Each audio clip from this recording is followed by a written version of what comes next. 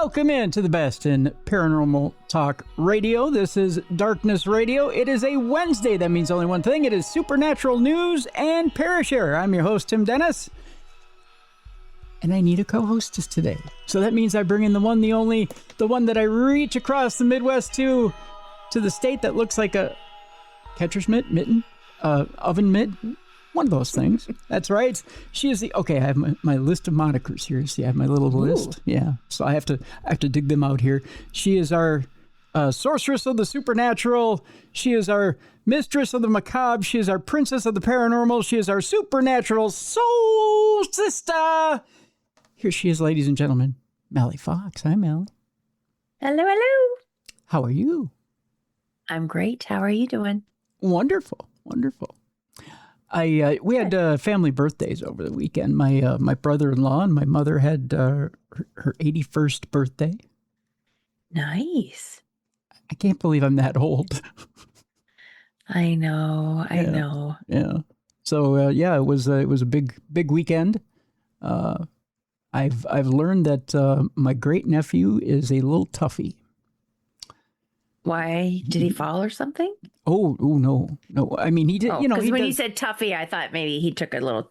Oh yeah, he takes his bumps and stuff like that, and he doesn't. Yeah. He doesn't complain. He doesn't whine. He's a happy little kid, but he's got a little rage issue. Like he took his dad's beard, right? I mean, my nephew has a big.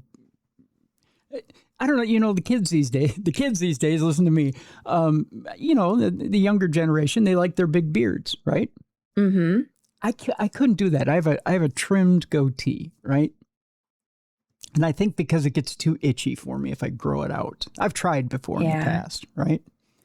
But it's a good thing I don't have this thing grown out because, little Benny will take that thing and he loves to grab it. He loves to grab the beard, right? He grabbed his dad's beard on either side and went da, da, da, da, da, da, back and forth, and steered his face like it was a snow shovel. And I went, oh, God. I mean, he's a powerful kid. And anytime you bring out a football, boy, it's like you brought out a bucket of candy. He runs for that thing. And he's not even a year old yet. He'll be a year old next month.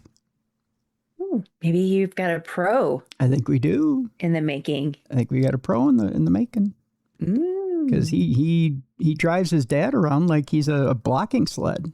So, yeah. I'm a little scared for him. A little scared for my nephew's life. Yeah. So I'm going to have to call my nephew on a regular basis and say, do you feel safe at home? Yeah. Yeah, because he's getting beaten up by his son. And his son's not even a year old yet. Yeah. Yeah. So I thought it would be me that they'd have to call and ask if I felt safe at home. Evidently, it's the other way around. Yeah. So, I learned a little something this weekend. Mm-hmm. Yeah, kids are dangerous, I guess. Yeah, I'm learning this. Yeah. Mm-hmm. Yeah. So that was the lesson I learned this weekend. How about you? I'm trying to think. I don't think I learned any lessons. No. I got to stop volunteering, though. My body is not meant for hard labor. I was going to say, I think they've probably got you running a little too much. Yeah. Yeah. So. Yeah. You're what? You're now emptying people's houses that don't know you're coming over? Or what do they have you doing now? I give them fair warning. Oh, okay. It's all part of being, co-chair of a salvage acquisition committee. I know there is an acquisition part to this, but I didn't know if it was knowing or unknowing. Yeah. Well, I didn't think I was going to be doing so many runs of emptying out people's houses, because I tell you what, up and down stairs and lifting heavy boxes and furniture, I was not built for that stuff. I'm used to hiring people for that. Right. Yeah. So, but it's all for a good cause. But dang, especially with this humidity and heat, I'm just like, bleh. Yeah, that's why they have 1-800-JUNK or whatever they call it. I mean, you just I know, right? Well, they won't dump it off at my salvage building, though, for me. So I have to go get it. Yeah, that's true. Yeah. Mm-hmm. Yeah. Yep. Nothing like swamp ass at the end of the day. I am just nasty when it's. Ugh. Oh, I know. So this has been. I think they said it's been the hottest July on record. I'll tell you. It was the hottest July on record, and we're getting into it with August too. I mean, August has been pretty ripe too. So. Yeah, on Facebook, I've been watching everyone complain about their bills, their electric bills. Oh, how it's skyrocketed. I don't even want to open mine up. I unfortunately have opened up the last couple of them, and north of $400. Ooh. Yeah. Ouch. Not pleasant at all. Yeah. Yeah, because this kid can't have it hot at all in the house, because my blood sugar actually soars when it's warm in the house. So yeah, I can't do like 75 in the house. It doesn't work. Yeah. Yeah. So it has to be around 70 or a little below that. So I take a hit with the AC. Yeah. You should have one of those things that I see people wear like at events, where it's that thing that goes around your neck and it has like two little mini fans. Oh yeah, I have that. I have that. Oh, you do? Oh yes, I have that. I have an ice ring that I can put around my neck. Okay. That I mainly wear when I go outside, when I go to feed the animals. Okay. Yep. Because I can't, when it gets as hot as it's been getting, normally, we have that break in the weather where you get a week where it's decent, where it's like 70, 80 outside. Even if it gets to the low 80s, I can go sit outside for a while. But it hasn't been like that. It just hasn't. We might get 1 or 2 days like that in a month. Yeah. But it hasn't been like that since May. Which it's hard to believe. Yeah, it's been bad this summer, yeah. Yeah, it's been really bad. I miss sitting outside. I really do. I like sitting outside with the wildlife and feeding them until they explode. So, well, that's not a good vision. Well, it's up to them. I mean, they can stop at any time they want. Louise. It's the Willy Wonka thing, right? Yeah. They can stop anytime they want. It's not on me, it's on them. So, I'm in an unusual mood today. Yeah, apparently. You're talking about exploding animals. There's people out there that probably belong and babies, abusing adults. Yeah. You're violent. You chose violent today. I did choose violence today, didn't I? Yeah. Oh.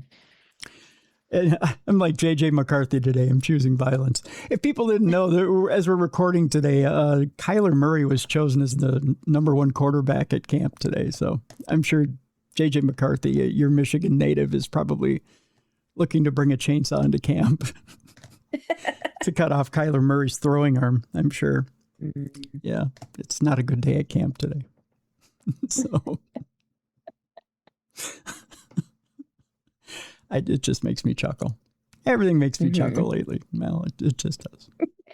You know what? You gotta laugh. That's right. If you can't laugh about it, what can you do? Life is too serious. There's too much crap going on. That's right. Speaking of crap going on, boy, do we got a lot of stuff to get to today. Another fresh batch of those UFO files came out last week, so we got a lot to talk about when it comes to that. There's multiple stories about things that were in those files this week, so we got that to get to today. The building blocks of life were found in a meteorite that smashed through a roof last week. Oh. Normally, it's just rich metals that are on a meteorite, but evidently, we got the building blocks of life on one of those meteorites. We have an unusual AI story to get to today that evidently data centers are not popular. Okay. I mean, you probably know this, but they're so unpopular in Salem that people brought a guillotine to a guillotine to a city council meeting to tell one company how they felt about building a data center in their city. Wow. Wouldn't that be considered like a threat? A little bit, a tiny threat. tiny threat to that company. Tell them to keep out. So Yikes. we'll tell you about that when we get to the AI section of today's show. That should be quite interesting. We've got quite a few ghost stories today and stories about the spooky side of the paranormal today. So that's coming up today as well. So a lot of that to cover today as well. And our palate cleanser today is all about, because we're getting to the end of summer here, so we still got a little gardening left to do. So we'll tell you about an unusual garden feature in someone's garden, plural. Mm-hmm. So Okay. it's an unusual way to stand out, so to speak. Ooh. I'll put it that way. Okay. Yeah. Standing out in your yard. So Are we talking about someone being naked by your look? You were. I don't know. Maybe or Okay. maybe not. You had a little mischievous look when you said that. Yeah, well, maybe or maybe not. I don't know. Okay. I don't You're looking a know. little cheeky there. I'm in an unusual mood. Uh-huh. Yeah. Could go one way, could go the Okay. other. Uh-huh. I'm just laying it out there, and then we'll see how it plays out when we get to the end of the program. It's like the monster at Okay. the end of the book, right? Gotcha. You just gotta see where it goes from there, right? Okay. Okay, that's how we'll play this today. All right. It's an adventure, and I have a little tiny addendum to our sponsor, Jelly Bean and Julia, today. I actually found out they're doing the Boston baked potato a little bit different, so I'll tell you about that at the middle of the program. We always have to talk about food somewhere in our show, yeah. don't we? Yeah, of course. Yeah. So I'll let you know how Corey's doing it a little bit different. He got a hold of me. Evidently, he was listening to the podcast, and he was like, "Wait a minute, we're doing it a little different." So he told me. Okay. He got a hold of me over the weekend. He said, "Hey, boss, we're doing it a little bit different." So he let me know how they're Okay. doing it different. It still sounds delicious, though. Okay. Yeah. Yeah. So I'll tell you how they're doing it a little different. Yeah. But let's get started. There's another fresh batch of UFO files that's been released from the Pentagon. This one might have a few juicy details to it that the other 4 have not. The latest selection of files includes a cache of 12 previously unseen videos of mystery objects sighted around the world. The publication of the U.S. government's secretive UFO files seems to be showing no signs of slowing down, as evidenced by yet another release, this time featuring 41 files. One of the videos shows a strange object described as a cold orb that was said to be 4 feet in diameter and capable of fitting around in irregular patterns. It was captured on camera over the Gulf of Oman in 2021. Another video included in the release shows a round sphere-shaped object that was observed flying in a straight line over an urban area somewhere in the Middle East. There's also a clip showing a black spherical object over the Pacific back in 2019.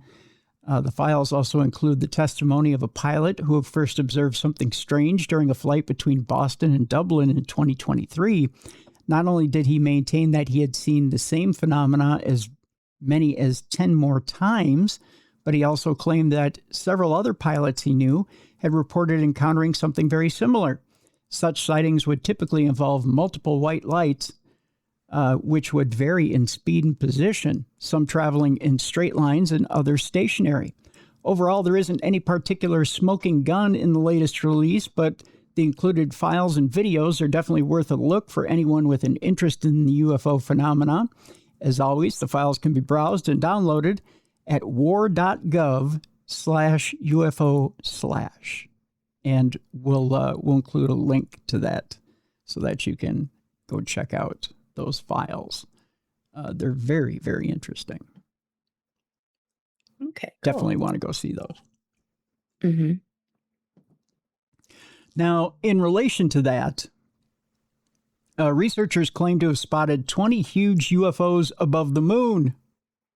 Oh. Maybe they were a little pissed off that SpaceX launched a rocket at it, or rocket debris at it last week. As we told you, that was headed for and did hit the moon successfully, by the way. It launched 2 different gases, I guess, when it hit the moon. Oh. Yeah, That's not good. It had quite a blast pattern as well when it hit the moon. The controversial observations indicated that the presence of large unidentified objects measuring several miles across, the sightings which were made by astronomers at Ukraine's main astronomical observatory, are the subject of a new study which is yet to be peer-reviewed.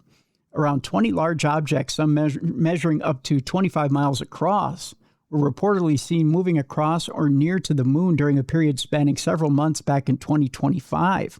These were further categorized into two types, one atmospheric that did not seem to move, and the other being continental, which did move. I wonder if they were serving breakfast. How do you get a continental UFO? What do they do? Yeah. Do we get Eggs Benedict with the continental UFO? I'm wondering. I hope so, because I don't care for the scrambled eggs usually at continental breakfasts. Yeah, I'd like it to be a little more classy, right? Yeah. We definitely need. Is it breakfasts or no? It's breakfasts. Breakfasts. Yeah. Listen, you're making my English. Breakfasts. Breakfasts. Yeah, right. There breakfasts. Yes. Breakfasts. Yeah, breakfasts sounds like a little kid saying it. Yeah. Breakfasts. Yeah. Breakfasts. Sounds like Mike Tyson saying it. Breakfasts. Yeah. Yeah, I'm going to go down and get some breakfasts. Breakfasts. Yeah. Some egg benedicts. Eggs Benedictus. Eggs Benedicts. Yeah, something like that. With some mimosas. Mimosas. Mimosas. Champagnas. Yeah, one of them. Two of them. Make it two. That's a horrible Tyson impression. Yeah, did you have your lisp? Of course not. It doesn't have a lisp. There we go. Yeah. Of course not. Certainly. No, that's more of a curly impression. Yeah. Yeah. It's not a far stretch between one and the other. The controversial observations have been hailed by some as evidence of extraterrestrial visitors potentially originating from a hidden base on or near the lunar surface, which has been a little bit of a back and forth between people for a while as well as to whether there's a lunar base on the moon. Mm-hmm. By the way, would that affect us putting a base on the moon if there are already extraterrestrials up there? Yeah, you'd think they protect their territory. Yeah. There could be a small war. Maybe that's why we have Space Force to fight that war, so we can get a base up there. Like we need another war. Yeah. The objects were picked up during two sets of observations, but crucially, the level of detail were severely lacking. Some of them appeared as mere specks on the image of a few pixels across. This makes any conclusions regarding their nature and origin highly speculative. Rather than being huge spacecraft measuring miles across, it is more likely that the anomalous detections were some other phenomena. There you go. You're welcome. Possibly even artifacts on the images themselves. As mentioned, the study has yet to be peer-reviewed, so the findings have not been checked or confirmed by other scientists. For now, at least, a steady dose of skepticism is advised in relation to the team's claims. So, could be aliens, could not be aliens. You decide. I used to love that game when it's the middle of the NFL season. Penalty, no penalty, you decide. Mm-hmm. The next story has to do with an ex-Pentagon employee who described seeing a translucent triangle fly overhead in a 2023 UFO sighting. A former Pentagon employee and his wife saw a strange triangle-shaped aircraft fly over their Colorado home late one night in October of 2023, according to a startling account included in the fifth batch of UFO files that was just released on Friday. The story, outlined in an FBI interview summary known as a Form 302 from January of this year, contains some of the most striking descriptions of any unidentified anomalous phenomena. There you go. Government speak for UFOs. The witness said he and his spouse were sitting on their back porch shortly before 11 p.m. when they noticed something flying overhead, possibly as low as 300 feet. I believe there's actually a blurry picture of it. They're always blurry. Yeah. So here's the wonderful photography of that deal. Okay. Yeah. It's hard to tell what that thing is. Yeah. I mean, from afar, it kind of looks like a weird cloud. Yeah, it does. A weird cloud or like the beginnings of a twister. And that's supposed to be a digital rendering, I guess. The summary report adds that the UFO looked like a perfect triangle without any extra wings, fins, or any bubble for the engine housing and appeared almost see-through with what appears to be a haze of distortion around it. Oh, so that's what that little squiggly haze was. Gotcha. Yeah. As if you were looking through mist, it says, and that there were ripples like you were looking at an object that is underwater. The ex-Pentagon worker insisted that the object was completely silent and he did not feel any rumble, static, or any other effects from the object as it passed over him. Interesting. Due to his less than perfect viewing angle at the time of the alleged sighting, the witness said he couldn't identify whether the object's shape was that of a isosceles or equilateral triangle.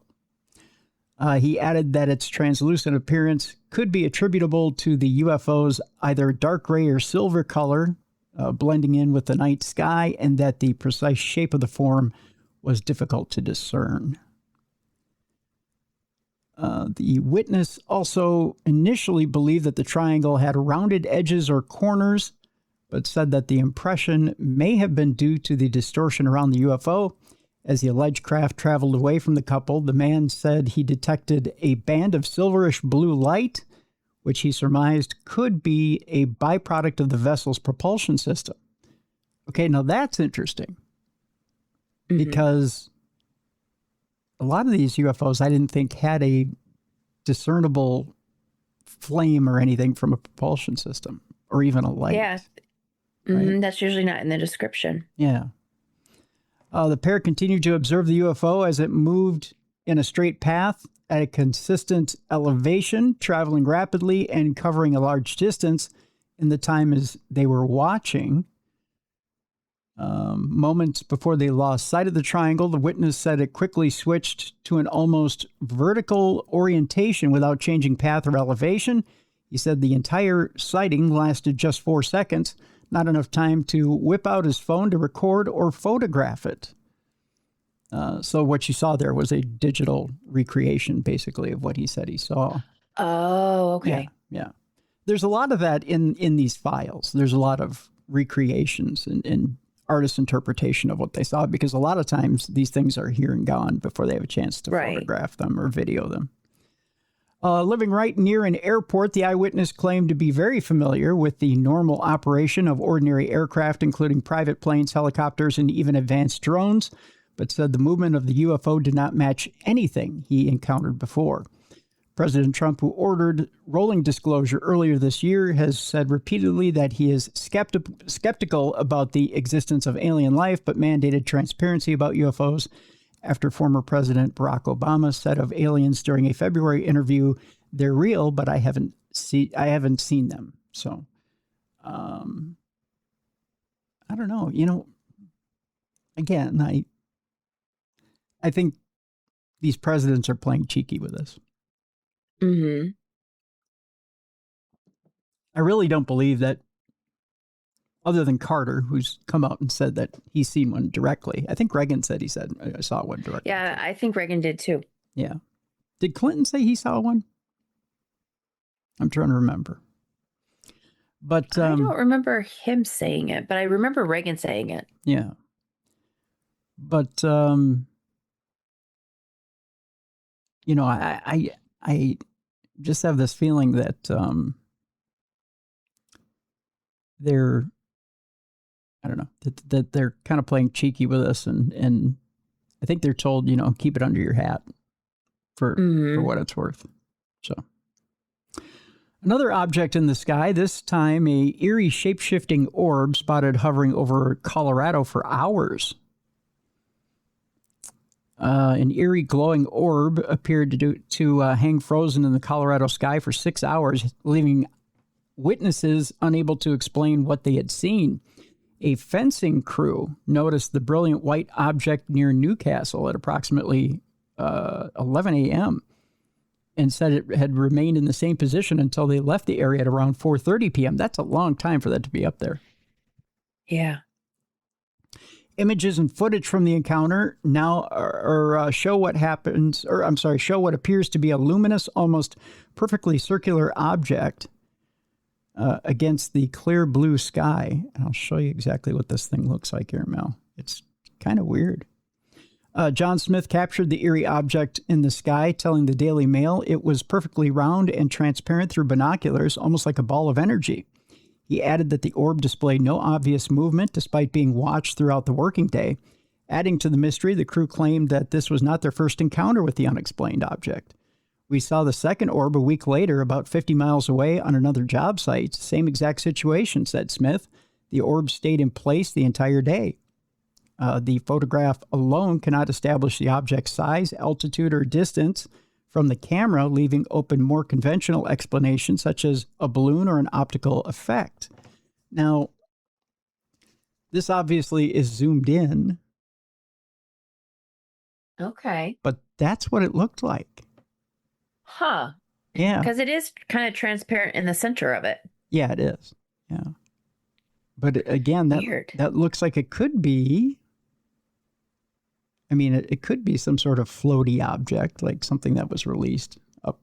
Mm-hmm. But it has some sort of a translucent barrier to it as well. Yeah. Like a jellyfish. And they saw it the next week, too. Yeah. Yeah. They've seen it more than 1 week. Yeah. So I don't know what this thing is. But it looks. But to be in place for, what, they said 6 hours? 6 hours. Now, that's not unusual for a new type of weather balloon to be up for that period of time. But it didn't have any objects attached to it that looked like they were monitoring anything. Yeah. Yeah.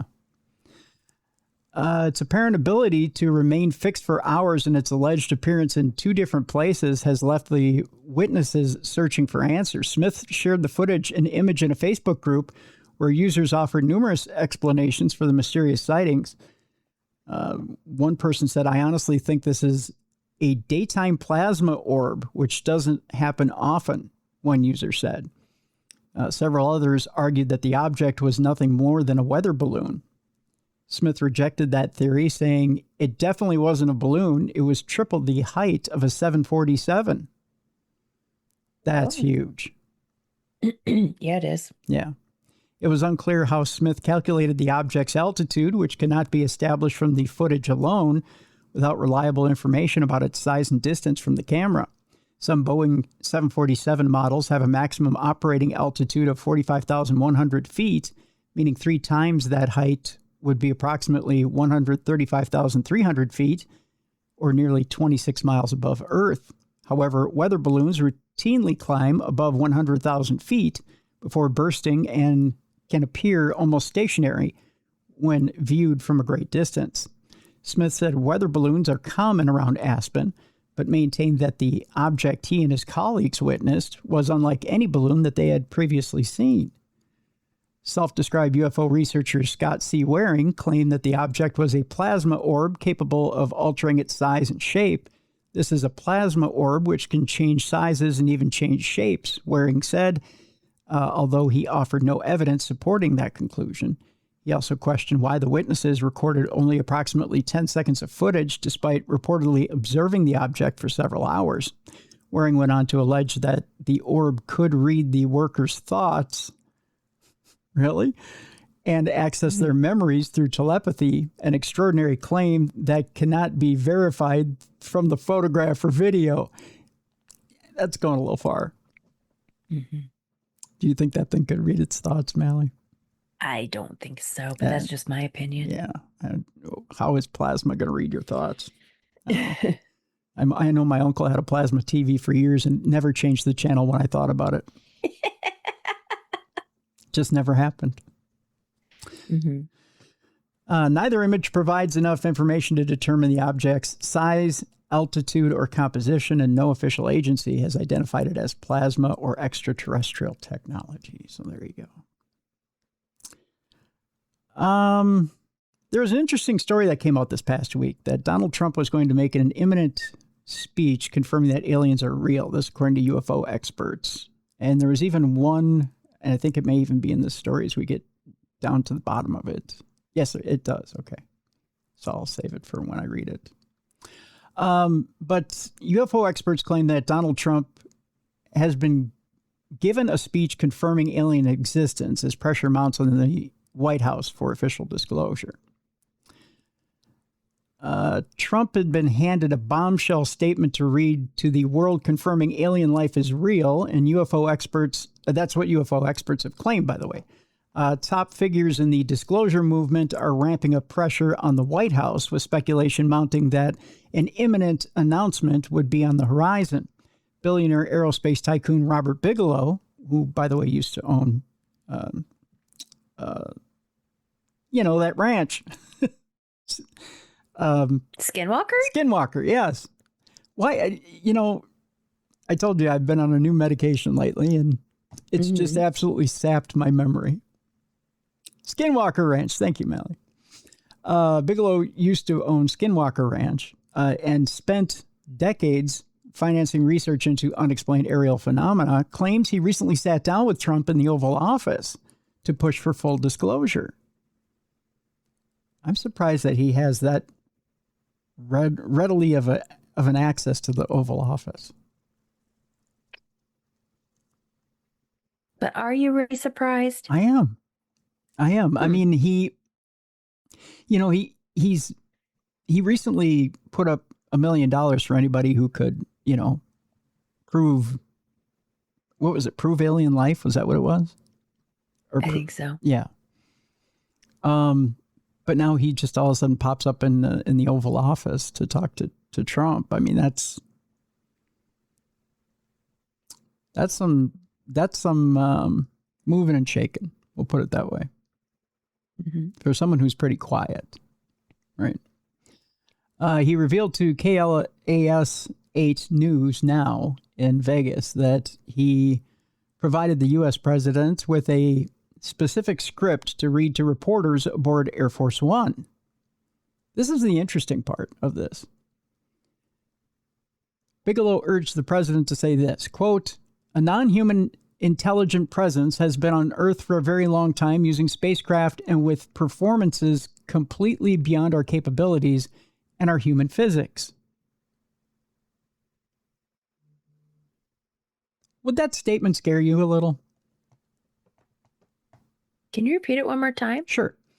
A non-human intelligent presence has been on Earth for a very long time using spacecraft and with performances completely beyond our capability and our human physics. Yes. That's very... That is scary. Yeah, it's very blunt and it's very vague, right? Mm-hmm. Bigelow then advised Trump to pause at the aircraft doors, deliver the jaw-dropping line, and then walk away with no other explanation. Yeah. Delivering official confirmation in a single sentence. Now, if he did this in front of a press corps, he'd never get away with it. No. If he were going to deliver that line, it should be from the Resolute desk in the Oval Office and say that exact same line and say there will be more information later. Yeah. That would be stunning. But I got to think you got to have more than that, than just that one sentence. Yeah. And leave us hanging. Yeah. Because when you say completely beyond our capabilities and our human physics, well, that just tells you, well, okay, we're up shit creek without a paddle. And okay, so what's our solution then? If they're beyond our capabilities and our human physics, then how do we deal with them? And if you sit at that desk and don't have an answer, or tell us that you haven't been in communication with these things, what are we supposed to think? I mean, do we start, packing go bags? Do we start arming ourselves? What do we start doing? Right? It's chaos at that point. Are they good? Are they evil? I mean, this is the sort of thing that gets people, stocking up on toilet paper and making a run on the grocery store. That's the one thing you shouldn't do. This is why Robert Bigelow shouldn't have access to the White House. That's the wrong advice, Right. That's the absolute wrong thing to do. Filmmaker Mark Christopher Lee believes a historic address could drop potentially within the next 48 hours, which it hasn't since this story came out. Though White House officials insisted to the Daily Mail that no such speech is planned, and I wouldn't think it would be. Lee claims any upcoming message would likely be a soft disclosure, acknowledging unexplained craft while treading carefully around classified military secrets, which makes more sense. Whether President Trump will go as far as explicitly acknowledging recovered craft or biological material remains to be seen. I believe this is Mark Christopher Lee that says, my sources have always indicated there would be significant pushback from certain private and institutional interests, so I expect the final version to be carefully worded. According to Lee, draft versions of the address reference iconic military encounters, including the 2004 Navy Tic Tac incident and the East Coast fighter pilot chases in 2015. He even alleged that draft texts mentioned forensic testing on recovered entities, proving that they weren't from Earth, a claim that remains unverified and firmly denied by official channels. It isn't the first time UFO hunters have tipped an imminent revelation. Lee previously predicted an announcement during July's NATO summit on the anniversary of the infamous 1941 Roswell incident, which passed without event. However, momentum has been building. Trump's daughter-in-law, Laura Trump, suggested earlier this year that an address had indeed been prepared for public release. While Trump has stopped short of declaring himself a full believer, he has admitted to hearing compelling accounts from military insiders. Speaking on Logan Paul's podcast, Trump said, "Am I a believer? No. I probably can't say I am, but I have met with people who are serious people who say there are some really strange things that they see flying around out there."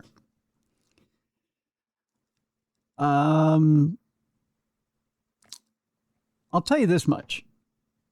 There was, if you remember right, I believe it was the end of last year, Trump had called an emergency press conference that he cleared time on all the networks. They thought at that time it was going to be a disclosure announcement. And then all of a sudden he went on and he rambled for 20 minutes about a lot of the same stuff, a lot of the same campaign stuff. And it made no sense whatsoever. And a lot of people think at the last minute, somebody told him, you can't do it. You can't tell the nation. And a lot of people think he had that address ready to go and he was going to do it. He was going to pull the trigger on it, but decided at the last minute, no. Why he decided no, I don't know.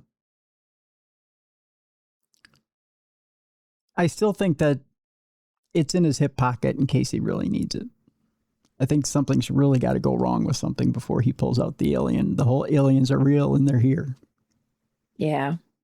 And something's got to go drastically wrong with this country before he sets that thing in motion. That's the big distraction right there. But I don't think we get it before beginning of next year. Yeah. Yeah. People would be too busy with football. Oh, seriously. Seriously. I mean, you laugh, but it's, football season's here. So people would be too busy with football. But yeah, once the Super Bowl's over, you watch. All of a sudden, there'll be talk again about disclosure.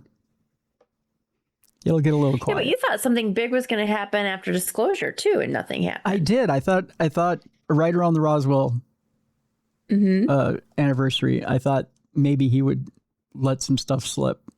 I mean, we've gotten more disclosure files, right? Mm-hmm. And that's ramped up. But we really haven't gotten anything in these files. Nope. Nothing earth-shattering, right? They're just acknowledging.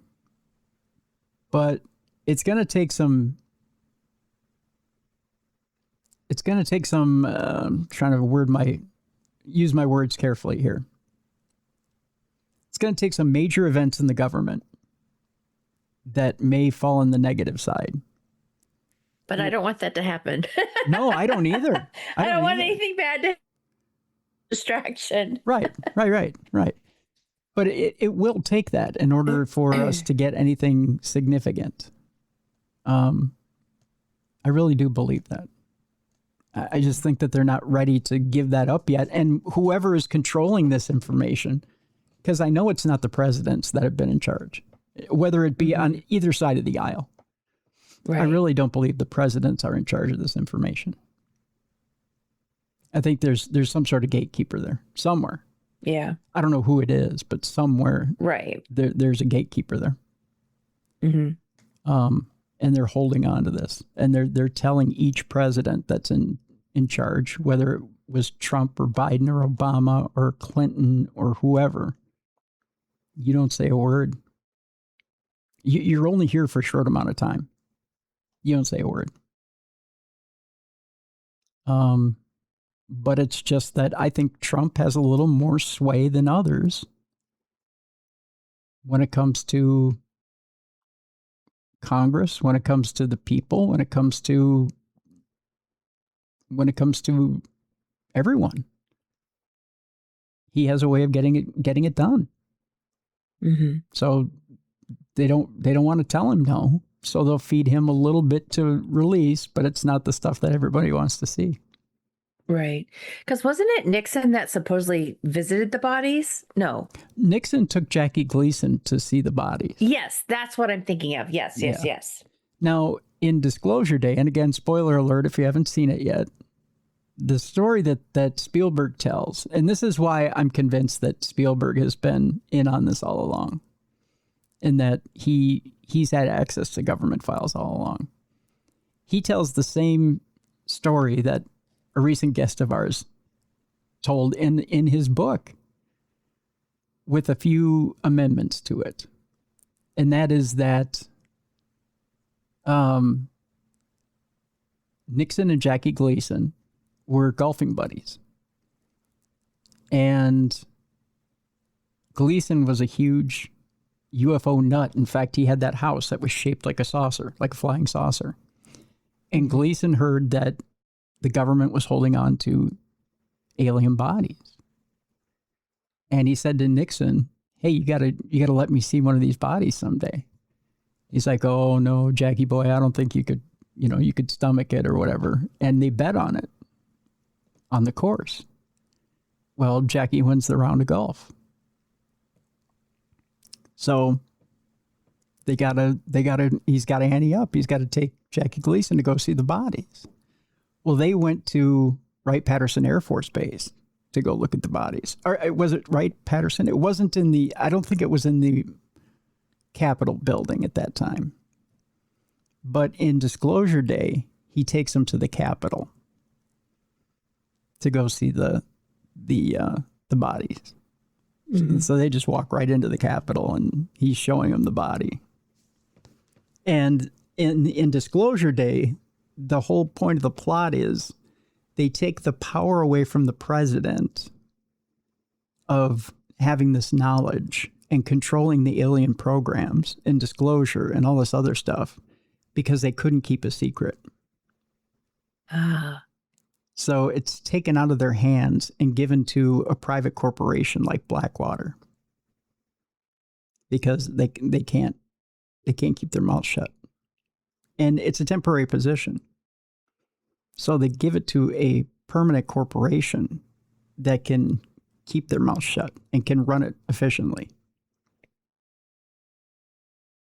So it's taken out of their hands. Would that make sense? Yeah. I could see that, I could see the government doing that, farming it out. And I could see the Defense Department doing that too. The only problem is if you do that, if you privatize it, you have the potential of things running amok, right? Mm-hmm. And that's kind of the idea of this movie. So I don't think, or maybe the whole thing's based on reality. Mm. I don't know.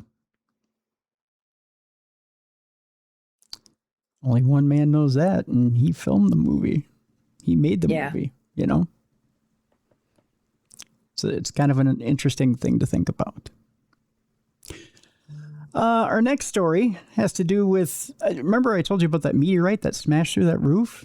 That the building blocks of life were found on it? Well, a space rock that smashed through the roof of a house in New Jersey has been found to contain something quite unexpected. Now, back on July 16th of 2024, a meteorite blazed across the skies of New York City. Shortly afterwards, it broke into pieces, and one of those pieces ended up smashing through the roof of a house in Hillsborough, New Jersey. Now, following a detailed analysis of the fragment, researchers have revealed that the remarkable space rock contains traces of ancient salts and organic compounds considered essential for life. A forensic study of the fragments revealed that they contained preserved bits from near the surface of a primitive asteroid where it experienced concentrated salty fluids. That doesn't sound very nice. No, it doesn't. A process not previously known from this type of protoplanet world, wrote head study author Peter Jeniskins. Incredibly, the homeowner had been in at the time of the original impact. I was at home at the time, heard a large crash, and found a hole in the ceiling of my master bedroom, he recalled. I smelled a strong sulfur-like odor and saw many black fragments along with debris and black dust that covered my bed, carpet, and surrounding areas. Because he chose not to touch the pieces, he actually helped to avoid contamination, making a proper analysis of the fragment possible. Thanks to the homeowner's quick reaction, these are the most pristine CM1/2 or CM1/2 meteorites that we know of, said Jeniskins. The strange incident, which fortunately didn't cause any injuries, is now helping scientists to learn more about how primitive asteroids carry the ingredients necessary for life to develop. So now we're learning how asteroids could potentially seed other planets. Kind of interesting. Very. And finally, before we go to break, a pilot issued a flying saucer alert after spotting a UFO while landing at Gatwick. The pilot of a commercial plane coming in to land at Gatwick Airport reported seeing a flying saucer which was terrifyingly just feet away from the aircraft. The pilot of a passenger plane reported a flying saucer flying feet away from the aircraft as it came in to land. The sighting of the suspected drone was highlighted in a report into the incident in April that took place as the plane was preparing to touch down at Gatwick Airport. The report was among disturbing close encounters of objects with commercial aircraft in the UK amid high-profile disturbances made at airports in recent years caused by drones. Crew of another plane told investigators a drone had come close, and so close that they could make out markings and see its propellers. Oh. That's close. Yeah. Very. In an incident involving the plane coming into Gatwick Airport, investigators at the UK Airprox board said the A319 pilot reports that descending, turning left, a disc or flying saucer type suspected drone was seen flying very close in the opposite direction at the same level to them past their right wing, approximately 100 to 300 feet from their aircraft wing. The object looked like a disc with darker markings on the rim a suspected possible drone, but not sure. It was very close to the aircraft, but no evasive action was required as they were in a turn already. Following an assessment of the near miss, the board concluded that the safety of the jet had been reduced, according to the Sun. In a separate incident occurring in the same month near Heathrow Airport involved an A321 aircraft whose crew spotted a drone passing dangerously close. Official documents state the A321 pilot reports that while in a left turn to base leg at LHR over Marlow, a drone was witnessed to fly down the left-hand side of the aircraft at close enough proximity to see details such as the color, shape, and individual props spinning. Oh, that's scary. Investigating the close call, Airprox officials said the board considered that Providence had played a major part in the incident and or a definite risk of collision had existed. The reports follow another striking encounter detailed by the board involving military personnel, 2 Royal Air Force pilots operating an air-to-air refueling mission at 16,000 feet over the North Sea off the Norfolk coast, spotted an unidentified craft, reported the Daily Star. One pilot inside a Voyager tanker was forced to duck as the object zoomed past at a distance of just 100 to 150 feet.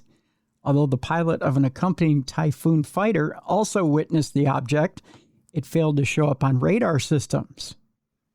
Now that's even scarier. Yeah. Yeah. Interesting stuff, though. That's for sure. That's for sure. All right. When we come back from the break, the town of Salem brought a guillotine to oppose a new data center. The company reps then left and felt unsafe. Yeah. We'll give you the details of how that little city council meeting went.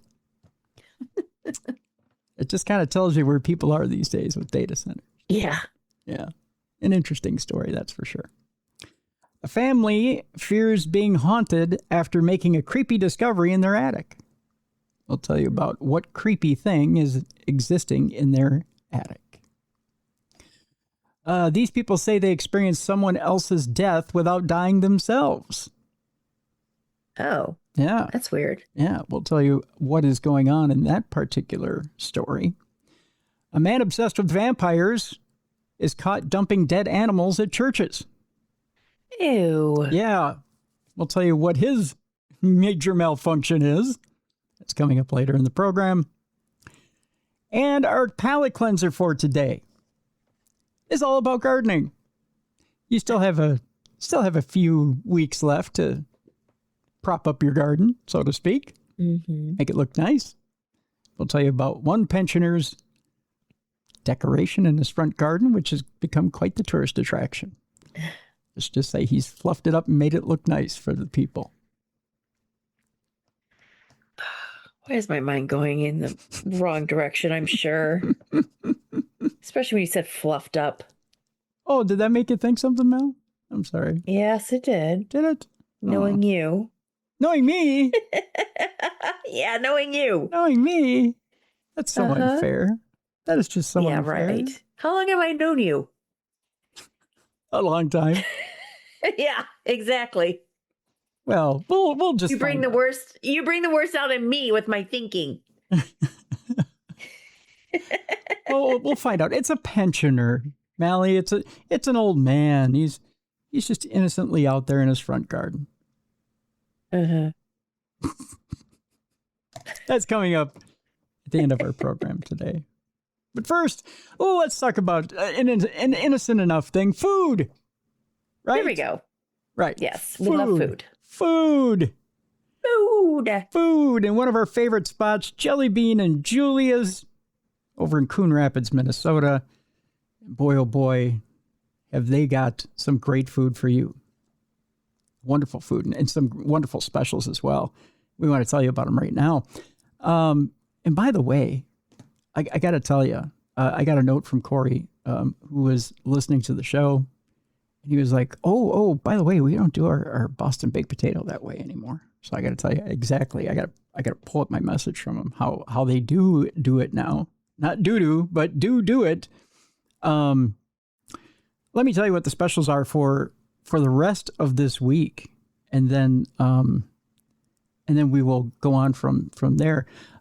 For today and tomorrow, happy hour, 25% off all appetizers, excluding the appetizer sampler, half price off all single pour well drinks, half price off all Mick Golden Light and Coors Light taps, and half price domestic cans and bottles. Okay, then Friday night, Mallie, my favorite night of all nights over at Jelly Bean and Julia's, because it's that smoked prime rib dinner every Friday night. Of course, served from 4:30 to 4:30 until it's gone. I mean, it could be till close if they have it till close, but they generally don't, right? So here's the deal. Even the au jus is smoked in that beautiful walk-in smoker. Of course, you've got the tequila berry salad, that sweet and tangy dressing, the bacon bits, and then, of course, you get the Boston baked potato. Now, I was telling you the old way that they did the Boston baked potato. Corey says, no.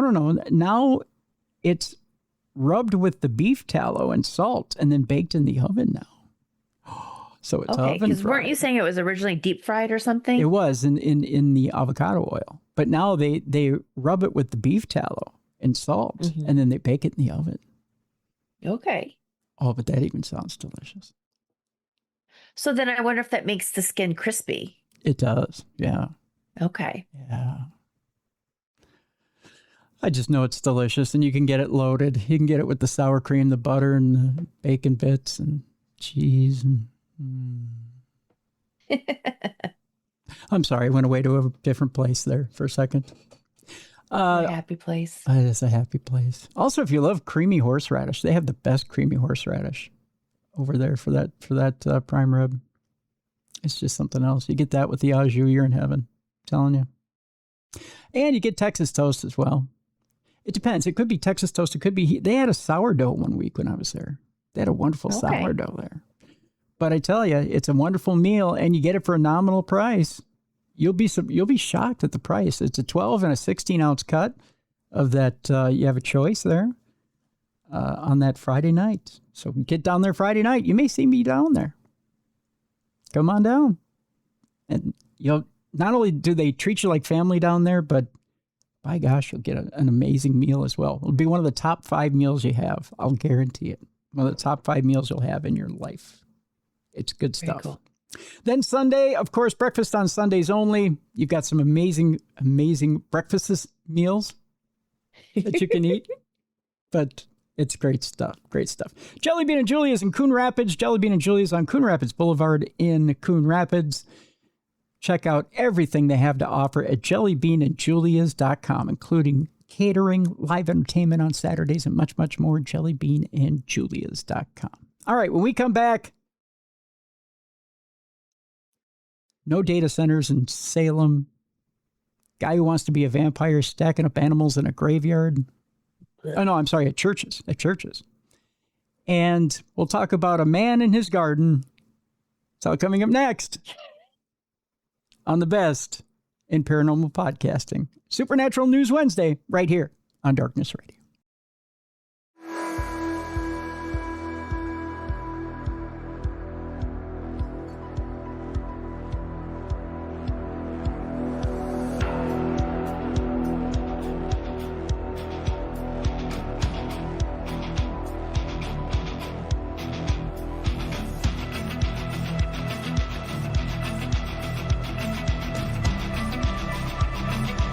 Welcome back to the second half of Supernatural News and Parashare right here on Darkness Radio. It's a Supernatural News Wednesday.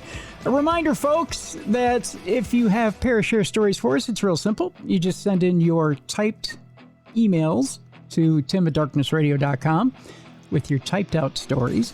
If you have a spoken word story, if you have an audio story you want to send to us, you can do that by just going to darknessradioshow.com and clicking on the blue button that's right on the right-hand side of the website, and you can leave us a voice note. You have 2 minutes to do so.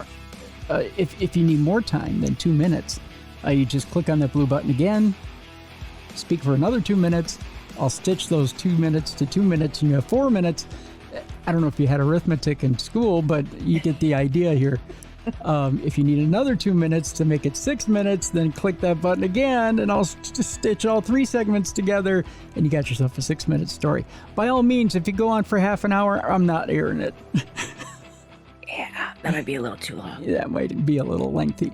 But if you have a nice 6 to 8 minute story, we'll air it right here on Supernatural News of your true encounter with a ghost or Sasquatch or Nessie or I don't know, the scary frog you ran across on a sidewalk somewhere, whatever it was. Is there such a thing? I'm not quite sure. I know there's a poisonous frog. Yeah. Yeah. There's a poisonous frog that could give you quite the DMT lift, so you could meet God or whatever it is. But there's something in there, I'm sure, that you could send to us, and we could air it right here on the show. Mm-hmm. I'm not saying we're desperate for stories. I'm just saying you probably have a decent one. And then, of course, if you have a studio like the one I'm sitting in here, by gosh, you can send us a video note, and we can see your lovely face, and we can air it here as well. And just send that along to tim@darknessradio.com as well. All right. With that being said, Mallie, I was just delaying it just a little bit longer, but it's too late, my friend. It's time. There you go. It's an inevitability like death and taxes. Yeah. It's time now for our AI news. We'll start it off with the question of artificial Armageddon. AI has now designed 16 brand new viruses. Yeah, whoa. That's probably 15 more than it should have. Scientists raised fears that bots could come up with a catastrophic bioweapon. Sounds like fun, huh? And you people say AI is harmless. Pishua. The idea of an AI designing brand new viruses might sound like the plot of the latest science fiction blockbuster, but it has become a reality after scientists from Stanford University used AI to create 16 fully functional pathogens. Thank you, Stanford. Yeah, thank you. Thank you very much. We appreciate whatever you're doing over there. The breakthrough, thank you. The breakthrough has been dubbed a significant turning point in science, with many scientists pointing out that it could unlock a new era for treating disease. How are you treating disease by creating it? Yeah. I don't know. However, not everyone is so convinced. Speaking to the Daily Mail, Dr. Simon Clark, associate professor in cellular microbiology at the University of Reading, warned that the technology could potentially be used to create dangerous bioweapons.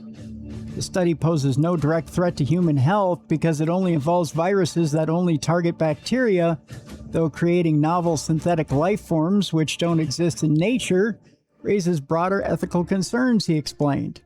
While this technology has not been used to generate human pathogens, the study confirms AI can design viable, non-natural viruses. Didn't they say this about the coronavirus at one time? It was just animal to animal transition. I seem to remember that. Yeah, there's nothing bad about the coronavirus. It only goes from animal to animal. Then whoops, it went in somebody's nose. Remember, HIV was only a monkey disease? Yeah. Yep. Then somebody had to go get horny with a monkey. Here we are. Yeah. Mm-hmm. This underlying capability means the technology could potentially be used to create dangerous pathogens with the potential to be a blow weapon. That was my nickname in college. Blow weapon? Oh, what? Well, everyone's got to make money somewhere, Mallie. Those safeguards within the AI model, which are in place in this study, can help mitigate the risk. In their study, researchers at Stanford University used AI to create a genome for a virus that infects bacteria known as a bacteriophage. The AI studied thousands of genomes, and the researchers created 302 in the lab before exposing them to bacteria. So there was a little bit more than 16 to start with. Those guys are a little too busy. Yeah, that's a lot. You know what we need to do? We need to get What? those scientists a woman. I don't think they know what to do. Well, they need to learn. That'll keep them out of the lab with these different viruses. Yeah. Yeah. We all need to collect our money and buy one of those $3,000 Yeah, sex dolls. There you go. sex dolls. Yeah. Sex dolls for scientists. It's our new charity. Yeah. Yeah. It wears like a white lab coat and little glasses. Oh, yeah, to get them interested. Yeah. And then we'll just put in little voice chips like, hey there, Herman. That's a nice clipboard you're holding. Or, something It has like a little badge. Yeah. How would you like me to grab your test tube or something like that? Something to get them really excited, right? Yeah. Yep. Yeah. I don't know. I don't know what turns on a scientist. I have no idea. Maybe there's someone out there that can help program these sex dolls for scientists. Now, according to researchers, the breakthrough suggests that AI can design new viruses with the potential to massively improve human health. However, in the wrong hands, such technologies could prove catastrophic, according to Dr. Clark. When asked whether AI could create a virus that sparks a new pandemic, he told the Daily Mail, AI can only design genetic code. It cannot physically create or release a virus on its own. But it can do the code. Yeah. Yeah. So with that, sleep tight, everybody. Yeah. Meanwhile, if you want to know how angry people are at AI, just travel to Salem. You'll get a good idea. You'll get a good feel for how pissed off people really are with this thing. Salem brought a guillotine to oppose a new data center. The company reps left the city council meeting feeling a little bit unsafe, Mallie. Just a little bit. Mm-hmm. Yeah. I don't know if someone brought a guillotine to a Darkness Radio company town meeting or town hall meeting. I would get the hell out of there so fast you'd never see me again. Yep. Because that would pretty much tell me how you feel about the show. I'd probably change the format. We'd become Rock Talk Radio. I'd start talking like this. And we'd start talking about, the new Rolling Stones album. I would probably just quit. I'd be like, Timmy, you're on your own. Nice knowing you. I'm going to start getting emails with pictures of guillotines now. Watch. Someone brought a guillotine to a city council meeting in Salem, Oregon on July 27th. Oh, boy. Not a sign shaped like one. It was an actual guillotine. Dang. They rolled it in. Yeah, that's pure hatred. Yeah, it is. According to community accounts and social media posts, an actual guillotine structure appeared at the protest outside, I believe this is Laux Auditorium, where hundreds of residents had gathered to oppose a proposed multi-billion-dollar AI data center. Company representatives reportedly assessed the scene and left. Citing safety concerns, though that detail hasn't appeared in formal news coverage or official minutes. What did make the official record, a unanimous council vote to direct staff to begin developing a moratorium on data center development, confirmed by Salem reporter and KATU News.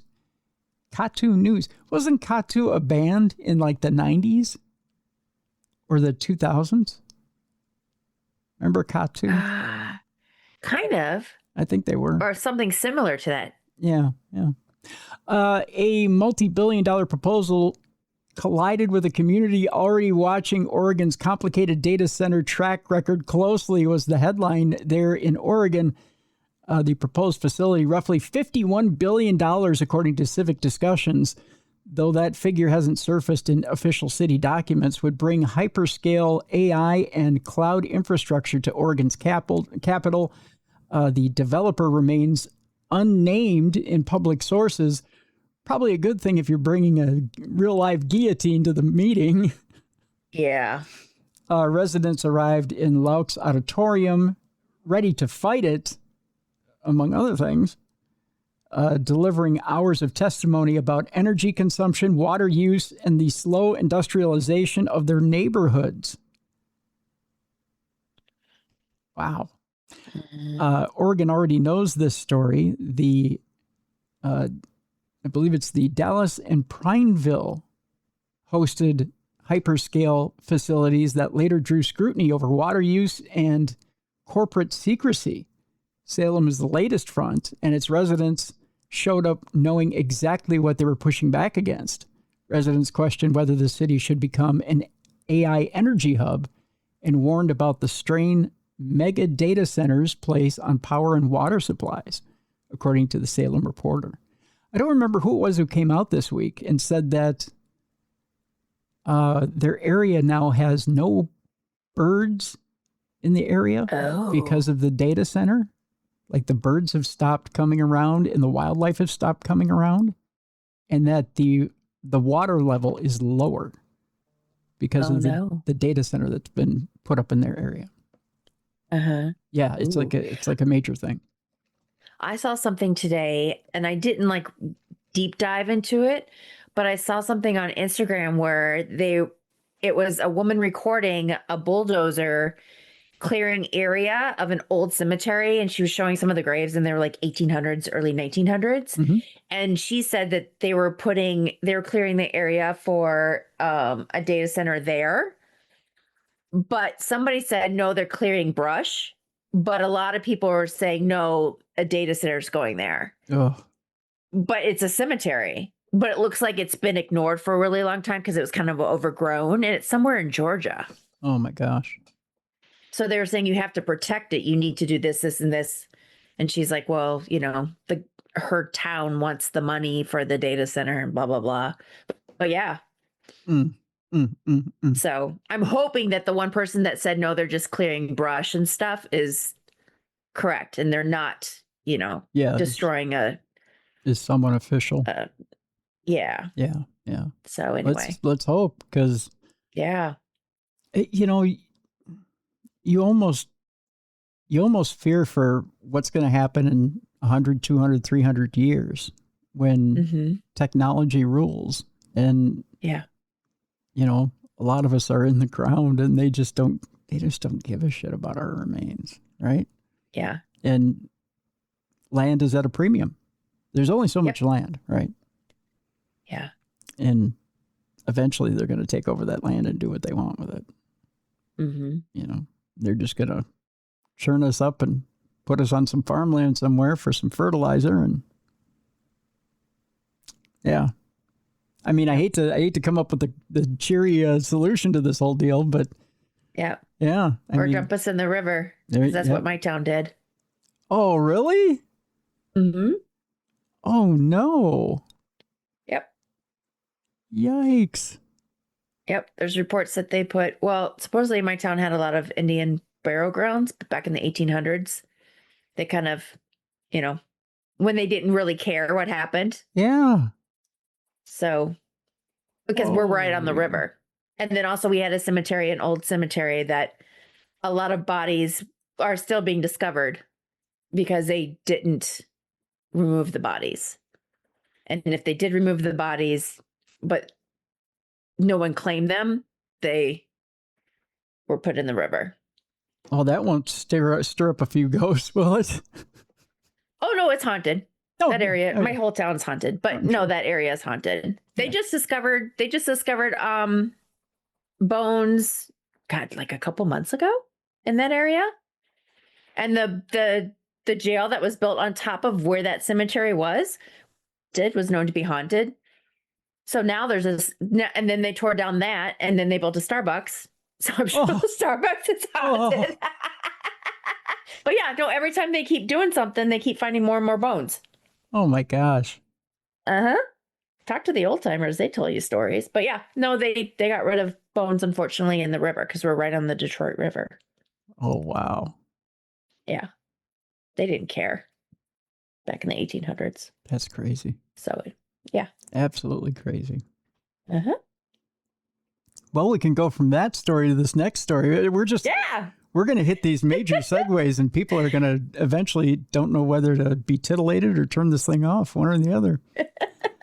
The next headline I have for you, Mallie, is a Grim Reaper stands on a hospital roof and freaks out patients.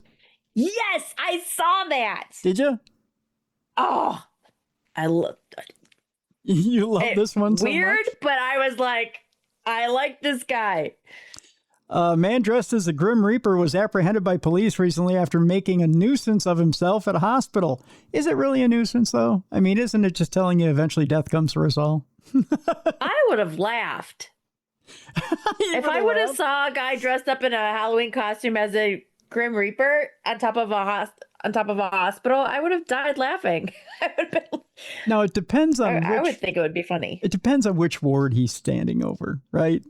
I mean, if he's standing over the newborns ward, probably not good taste. Oh, yeah. Well, I didn't even think about that. Or but even otherwise. Or even the cancer center, probably not good taste. But, if he's standing over a regular ward, it's kind of funny.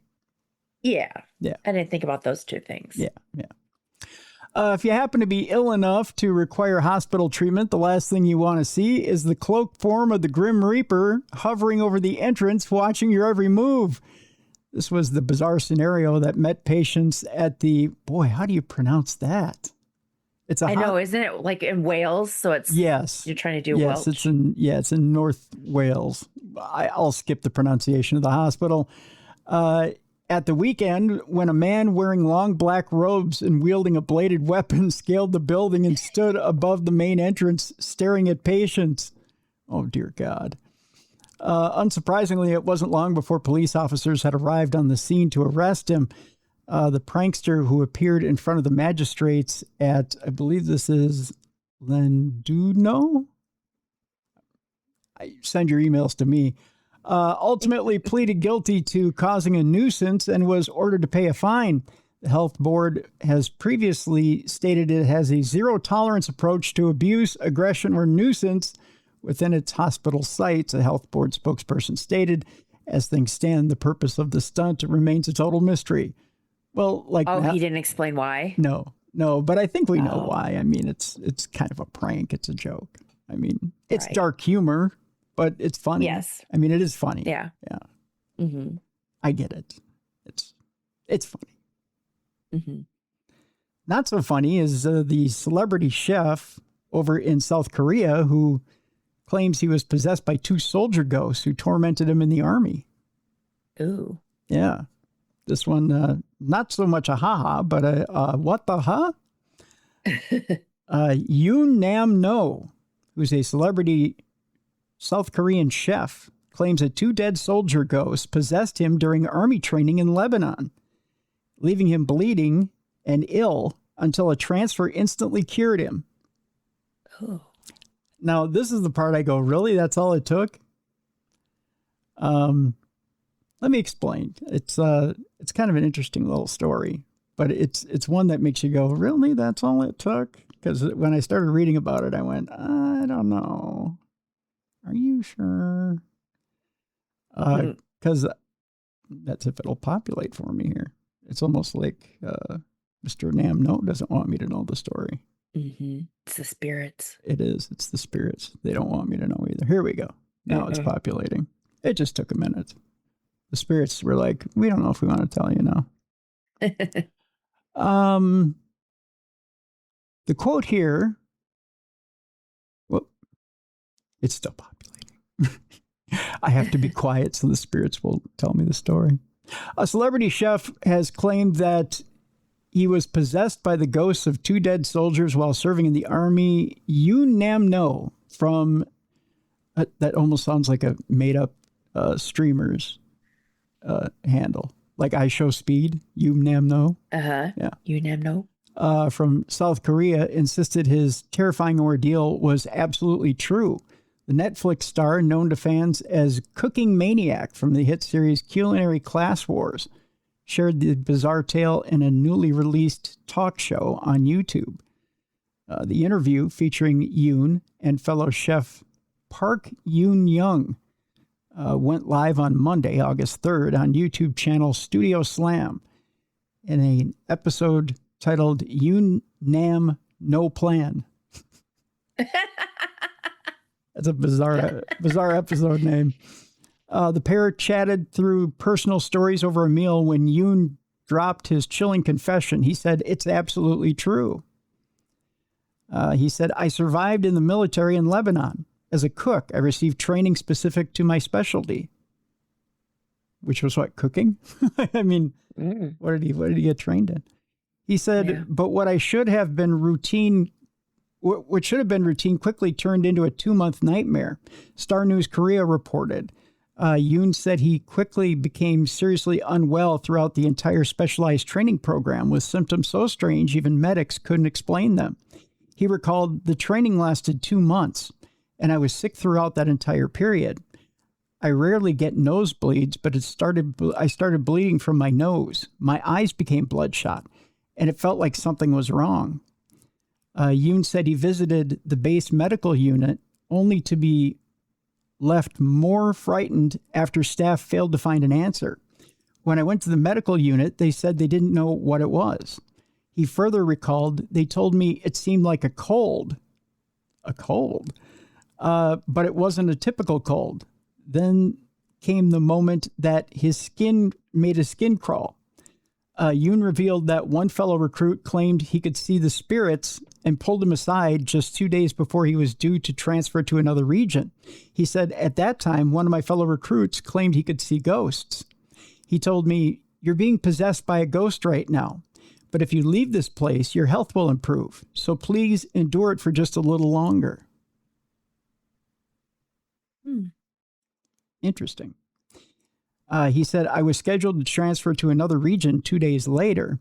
After training, Yoon moved to, I believe this is Incheon, South Korea, and says that everything changed instantly. So no more ghosts haunting him. Okay. Have you ever heard of a possession ending by just picking up and moving? Nope. Never. He said, the moment I arrived, my condition suddenly improved, he claimed. But his ghost-seeing peer had one final explanation. Yoon said, according to my fellow recruit, while I was undergoing training, 2 ghosts were standing on my shoulders, he added. That the spirits were allegedly 2 soldiers who had been involved in an unfortunate incident on that military unit and were tormenting him. They said they possessed me because I was the easiest target, Yoon claimed. Isn't that bizarre? There's a movie, though, and I think it's a Korean movie or Japanese movie, where the person is having a lot of stuff happen to him. And in the end, you find out that the spirit that's attacking him is on his shoulders. Really? Because like he weighs himself and he weighs like an extra 100 and something pounds. And I think a photo's taken and you see that the woman ghost is on his shoulders. Weird. Yeah. That's bizarre. But to move and all of a sudden he's fine, that doesn't sound right. Yeah, that doesn't sound right, does it? I mean, yeah, I'm not saying what he's saying he's lying, but I'm just saying that's unusual for being possessed and all you do is move and then you're fine. Yeah, and why is he the easiest target? Because he's the cook?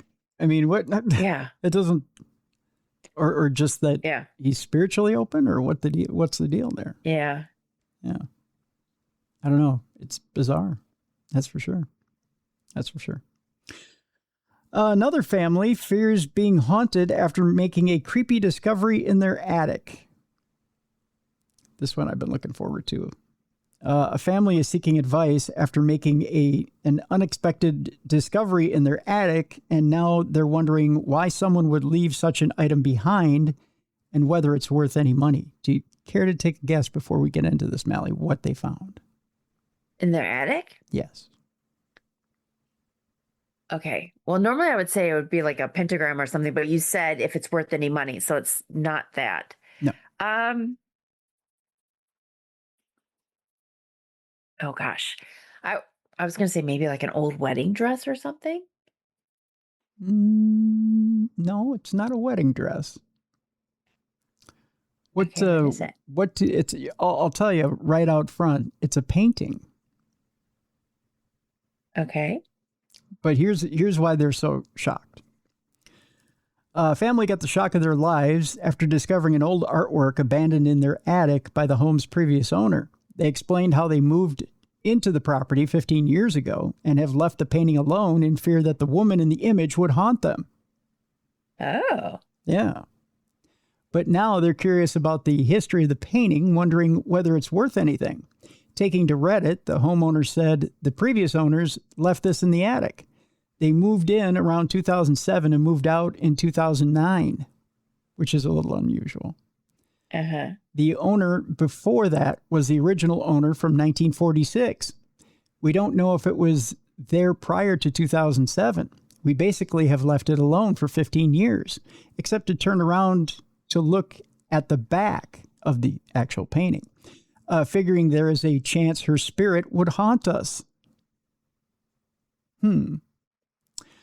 There's nothing on the back or front that indicates an artist, obviously in pretty bad shape, but wondering how old it may be or who it could possibly be, the person in the painting, that is. Showing a possible clue, the family went on to explain how the previous homeowner was into the New York art scene, describing his taste as eclectic. Commenting on the post, one user said, if you do go the route of restoration, don't count the frame out. Frames are worth a lot of money. They are. Sometimes it's worth it, and I'm blown away at the skills of some of these art restoration professionals, like the painting and frame a lot. Cool house gift, someone said. Let's see. I know there's more to this here. I'm always jealous of people who move into homes and they find like the coolest things. My previous homeowners left nothing. Really?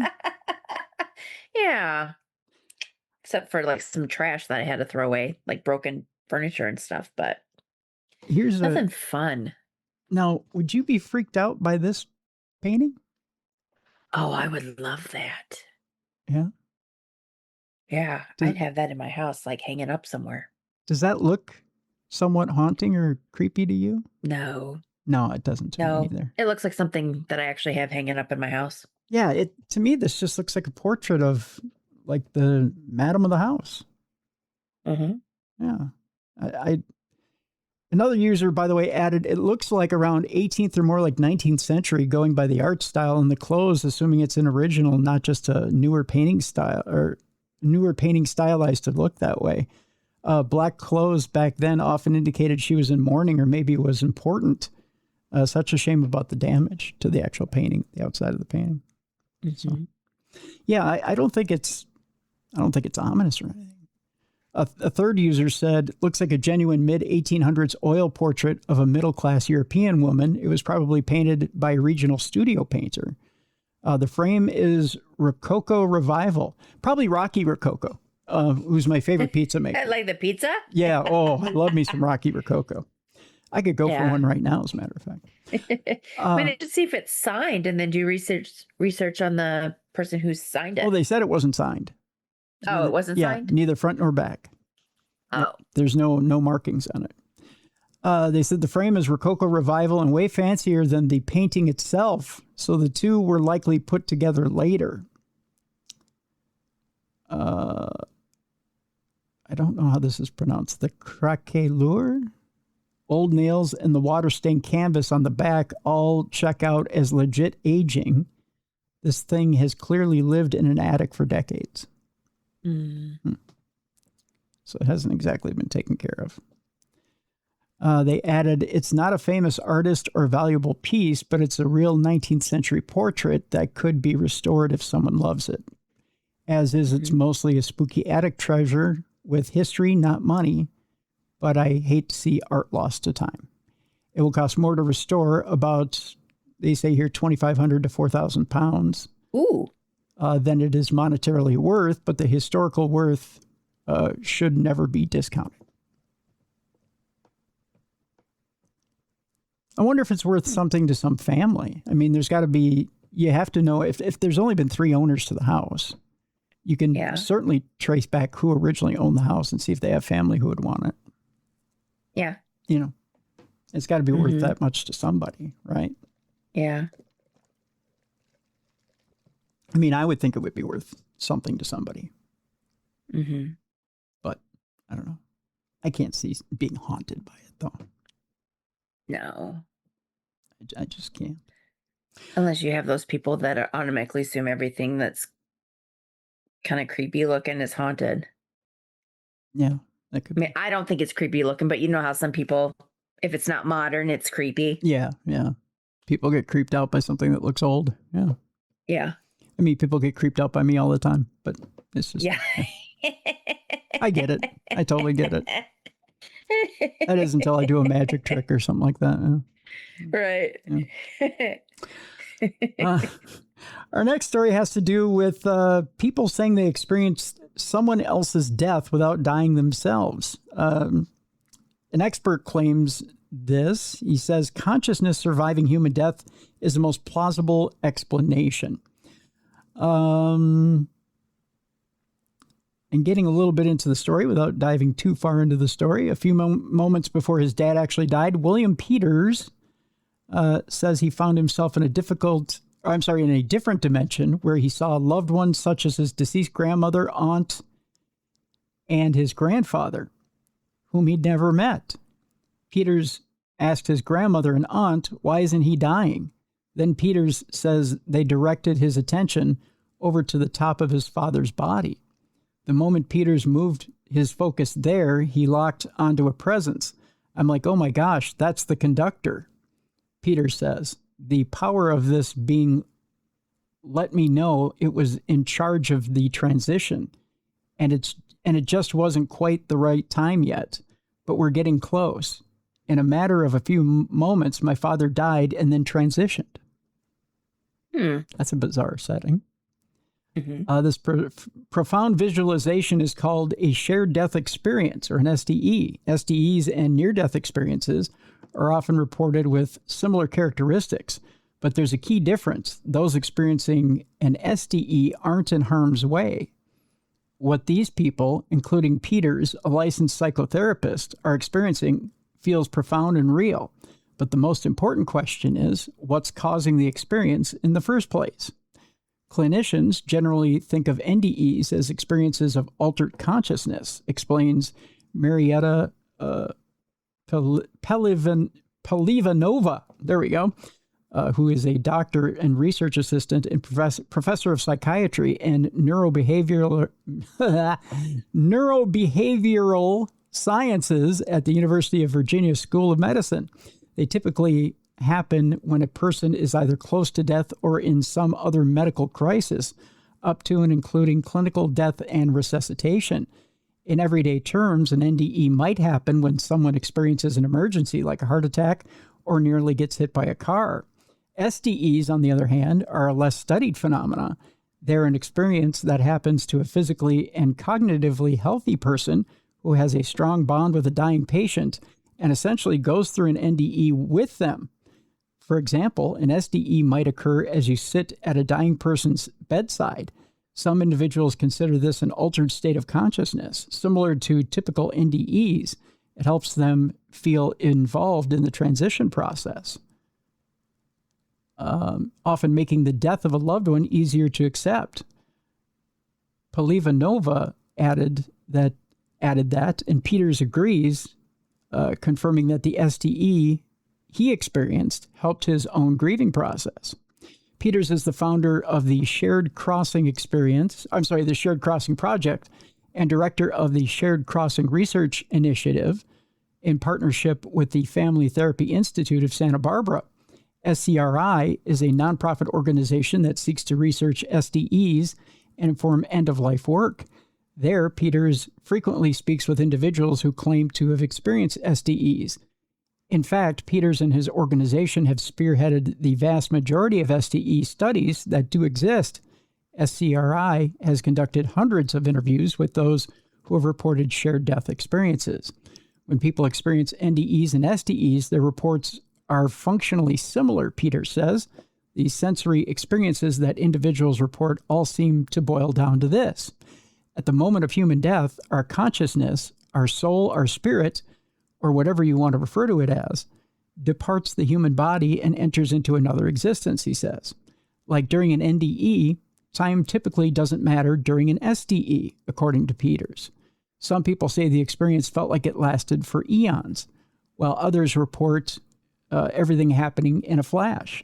Likewise, when reporting their experiences, people may describe the event in chronological order, but it didn't happen that way. It's just an easier way to explain it, Peters says. time is just totally different, he says.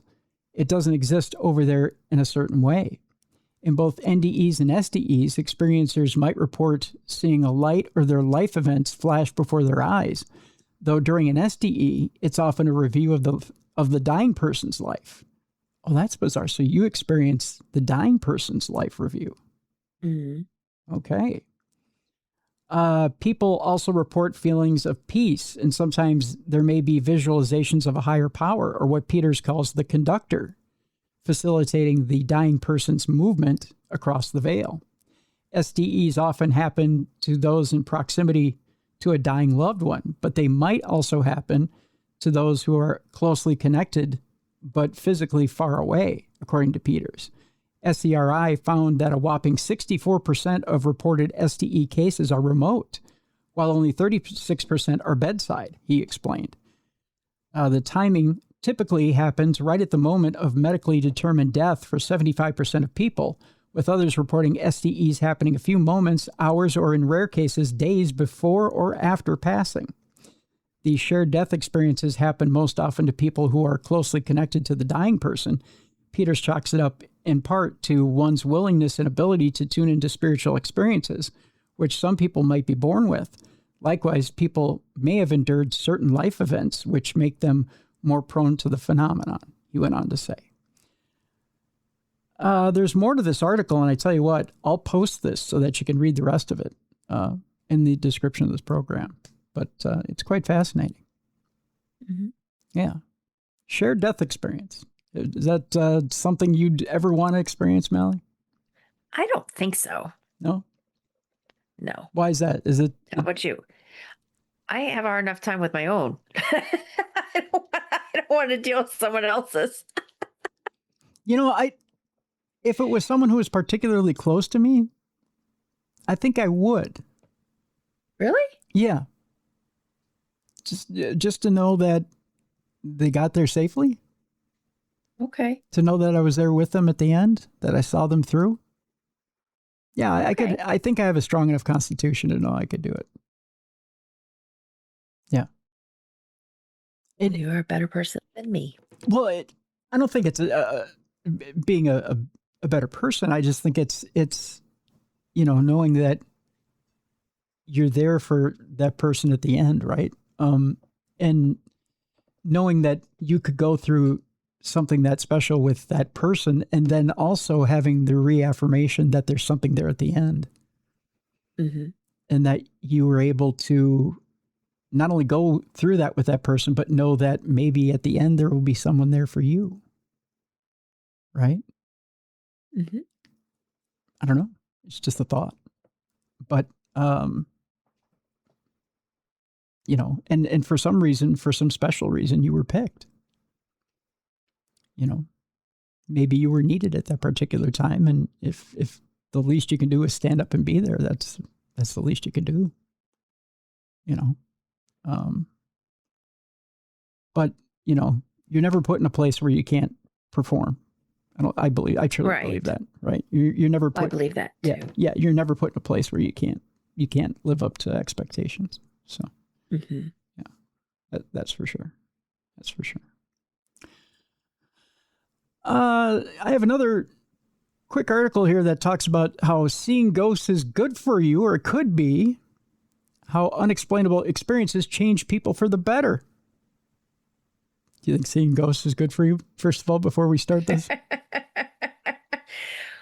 I mean, I don't know. I guess. Well, here's what the article says in a nutshell. If you've heard a voice or felt a presence, a new study says you're not alone, and it's usually not a bad thing. A Brazilian study of more than 5,000 adults found that non-ordinary experiences like hearing voices, sensing an unseen presence, or feeling sudden overwhelming awe are far more common than clinical research suggests. Most people are fully awake, sober, and healthy when the experience happened, and not dreaming, intoxicated, or ill. About 20% felt an immediate negative reaction, and 25% reported some suffering, but roughly 51% said the experience had a positive long-term effect on their life. Researchers built a new survey specifically to separate the raw experience from religious or clinical labels. letting people describe what happened without a built-in diagnosis. The results, the new study is out of Brazil. It was published in the journal PLOS1. It surveyed more than 5,000 adults and found that those moments are far more common and far less catastrophic than either the pulpit or the psychiatrist's office tend to assume. So it's not unusual to have those moments. Okay. Yeah. And it could indeed be somewhat healthy for you. Researchers have long struggled to study experiences like these without boxing them into one or two camps. Symptoms of mental illness are a sign from something greater. So this study set out to do neither. Just treat it as a common experience. It simply asked people what happened, how they made sense of it, and whether it helped or hurt them in the long run. Only about 3% said they were under the influence of substances at the time, and fewer than 3% said they were sick. So these moments were rarely tangled up in the kinds of explanations that doctors usually reach for first. So you can throw that out the window, right? Mm-hmm. So 94% of people are perfectly fine during this. That's good. So there you go, skeptics. Shove that in your tutor.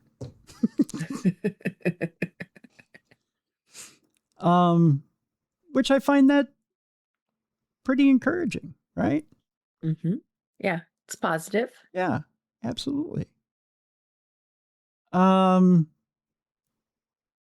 Researchers first tested their questions on 160 Brazilian adults, then ran the full survey on 5,117 more. That's a pretty big swath. Mm-hmm. Right? So you get an idea of the test pool there. About 48% described their experience as spiritual or religious. 31% did not. 21% weren't sure. That's pretty healthy. It's pretty balanced, right? Perhaps most telling numbers concern well-being. About 20% of participants reported an immediate negative reaction when the experience occurred. Roughly 25% said it caused some suffering or discomfort.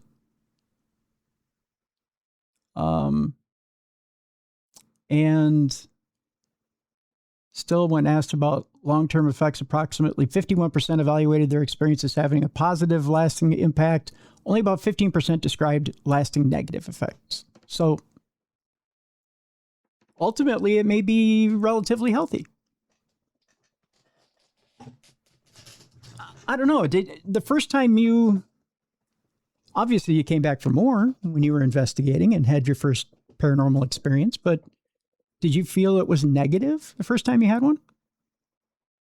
I don't think I've ever looked at it as being negative. You know? Yeah. I don't think I've ever thought of it as negative. Yeah. I think I thought of it as exciting. Okay. So that it proved that there was something after,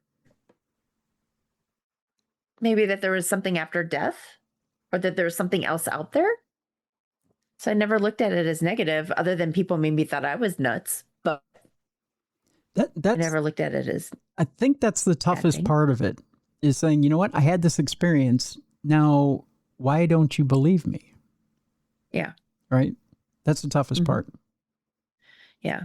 But I think now it's much more accepted than, 25 years ago. Yeah. So when you tell people now that, you've seen a ghost, you don't get the strange look like you did way back then. True. Very true. Yep, that's very true. All right, this next story, cringe alert for you. I'm just forewarning you before we get into it. A man obsessed with vampires was caught dumping dead animals at churches. Ugh. Again, sex dolls for vampires. We might want to think about this charity. Oh, boy. The man was detained by police after investigators identified him as the culprit in a series of macabre acts. This guy is old enough to know better and still too young to care. Yeah. He's 48 years old. Ah. he's just plain creepy. Yeah. The 48-year-old who identified himself as Count Dracula. Oh, boy. When he appeared in court, that's right, he went before a judge and said, "My name is Count Dracula." And then the judge said, "Grow up." Exactly. And move out of your mom's basement. That's right. Your crypt is in your mom's basement, is it? Had seemingly had an ongoing obsession with vampires and graveyards and believed that he would be able to live forever if he consumed the blood of enough animals. Oh, God. Ladies, he's single. Poor animals. According to reports, he was caught when police in Hampshire, England, had set up surveillance to catch whoever had been dumping dead animals on the doorsteps of churches in the area. Now, why would he do that? Because he's nuts in the mind. Sicko. Yep. Inverted crosses and even tarot cards are also found at some of the scenes. Yeah, this guy's a little wacky. These acts were not only disturbing for local churchgoers, but it also had been condemned by local farmers whose livestock were being stolen and killed for fuel for the man's macabre obsession. Oh. So it wasn't like he was buying these animals. Right. Or picking up roadkill. Yeah. He was eventually identified after his DNA was found on some of the animal remains. It's a terrible thing to do, said local livestock owner Myra Noyce. It's upset us all, made us feel very uncomfortable. This is a lovely part of the world, and to think of someone going around doing something like this is horrible. The culprit, who had been in trouble with the police before, was described by a consultant psychiatrist during his trial as having complex mental health difficulties. Yeah, it kind of sounds like it. And lack of a job, I think. Probably lack of a job. Yeah. Mm-hmm. Too much time on his hands, I think is. Yeah. All right, we move on. A wealthy biohacker probably is obsessed with I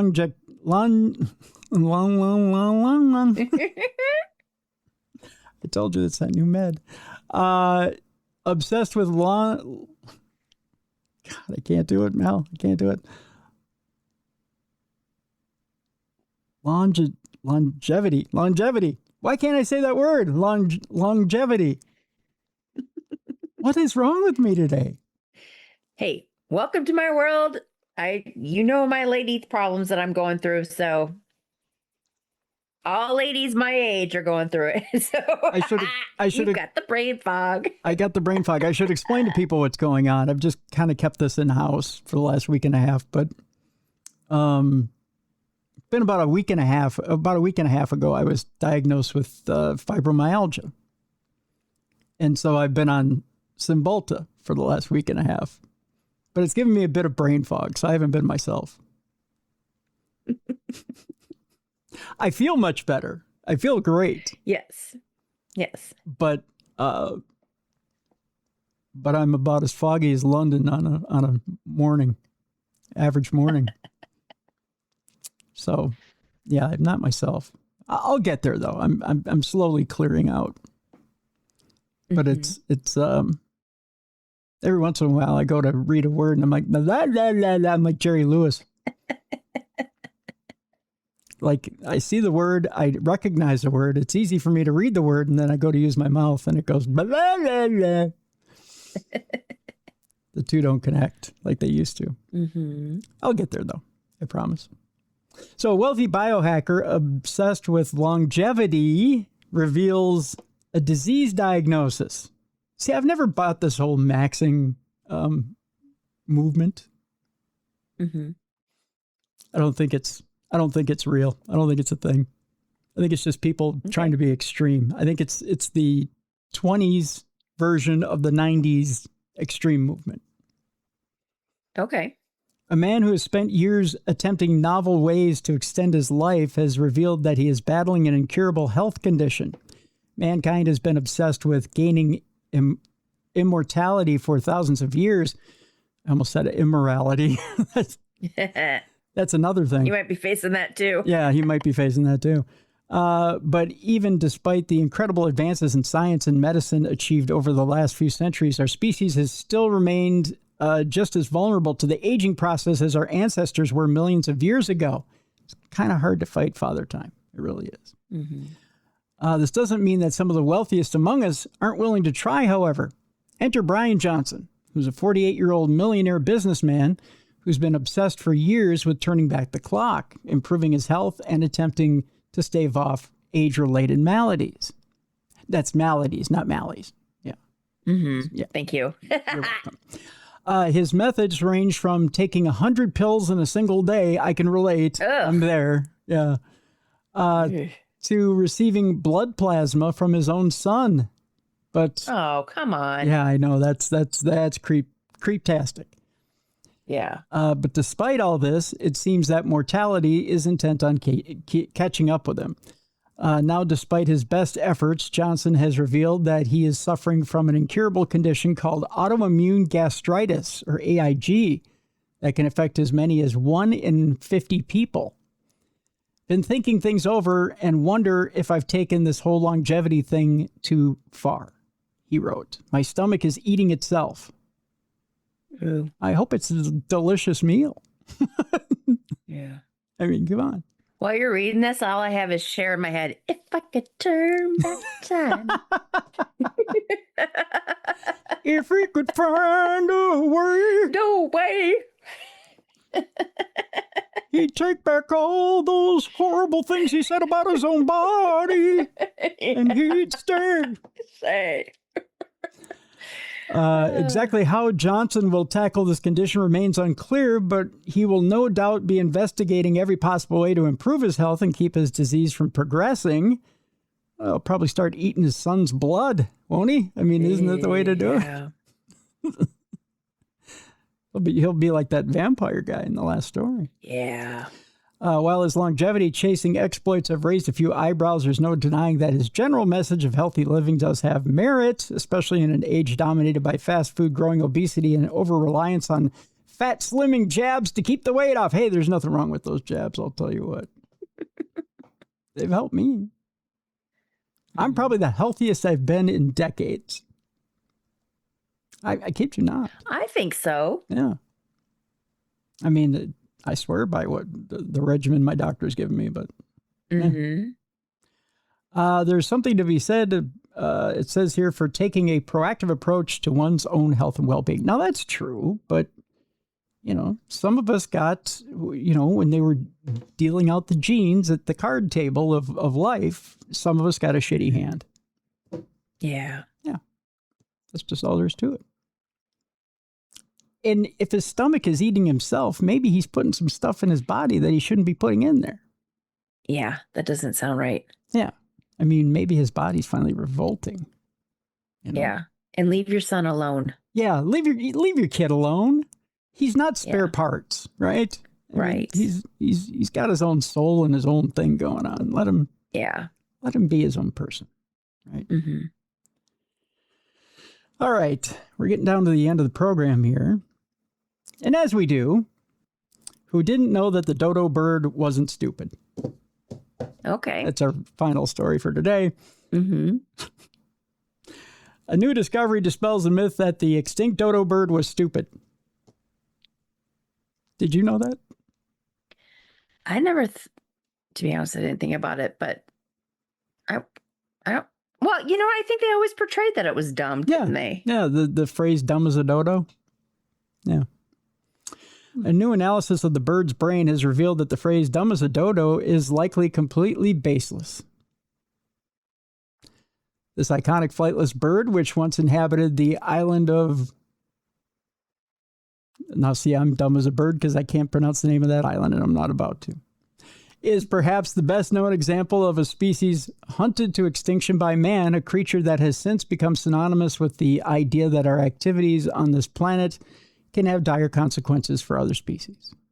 The first reported encounter with a dodo was by Dutch sailors in 1598, and by 1662, the species had been completely wiped out due to hunting and the destruction of its habitat. The idea that dodos were particularly stupid, an idea popularized by the phrase dumb as a dodo, came from the fact that when it was discovered, it had no fear of humans and was easy to catch. Oh, that's sad. Yeah, because they were friendly. Yeah. I would have loved to have had a dodo. Mm-hmm. That would have been cool. Have a bird that's just cool with you and would hang out with you. Mm-hmm. That would have been awesome. Now, though, a new study headed up by an international team of scientists has determined that this phrase may be as unfair as it is inaccurate. By creating high-resolution CT scans of the only 3 complete dodo skulls known to exist, the team was able to put together a detailed model of the bird's brain. What they found out was that the dodo was most likely no less intelligent than the modern pigeon, to which it's related. I didn't know that either. I didn't. Yeah. A species known for its keen navigational skills. The reason that the dodo did not flee from humans was simply because it had never encountered them before and had not developed an innate fear of them. Sadly, the speed of its demise was so great that it never really got the chance to adapt. I think we should, we've brought other species back from extinction through DNA. Mm-hmm. I say we bring the dodo back. Yes, that's one thing I think we should bring back. Yeah, I want a dodo at my house. I got other birds here that I feed. I might as well have a dodo. Yeah. We could hang out on the front porch. Me and the chipmunks and a dodo. It'd be kind of fun. Right? Yes. All right. With that, we need our palate cleanser for today, Mallie. I know you're ready for it. I can tell. I'm on pins and needles. You don't sound like it. You're just like... Because I'm waiting for it. You're just like, I'm on pins and needles. Because I feel like there's a catch. No, not with me. Mm-hmm. Not with you. All right. Well, I told you before it had to do with gardening, right? Uh-huh. All right. As you know, we only have a few weeks gardening. We only have a few weeks left of gardening season, right? Uh-huh. And as you know, I have an avid green thumb. Okay. I've been trying to save the flowers in the front yard all year long. Mm-hmm. I just have been. No such luck? I'm not having very good luck. Oh. I talk to them a lot. I water them a lot. Mm-hmm. I don't do so well. Maybe I need to talk to this guy. Here's the headline.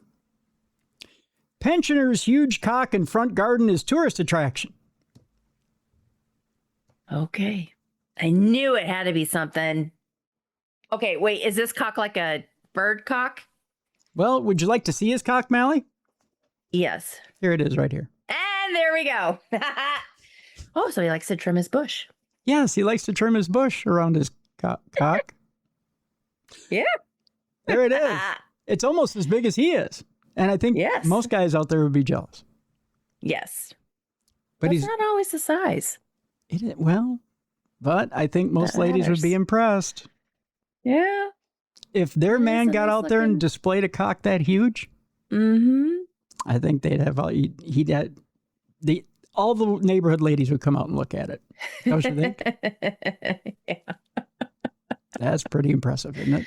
And it's standing talented. It's standing upright and at attention. Yes, it is. Yep. It is. See? Something to be proud of. Especially at his age. Yes. What are we talking about? We're talking about a huge bush in the shape of a rooster. Mm-hmm. Or a chicken, whatever that is.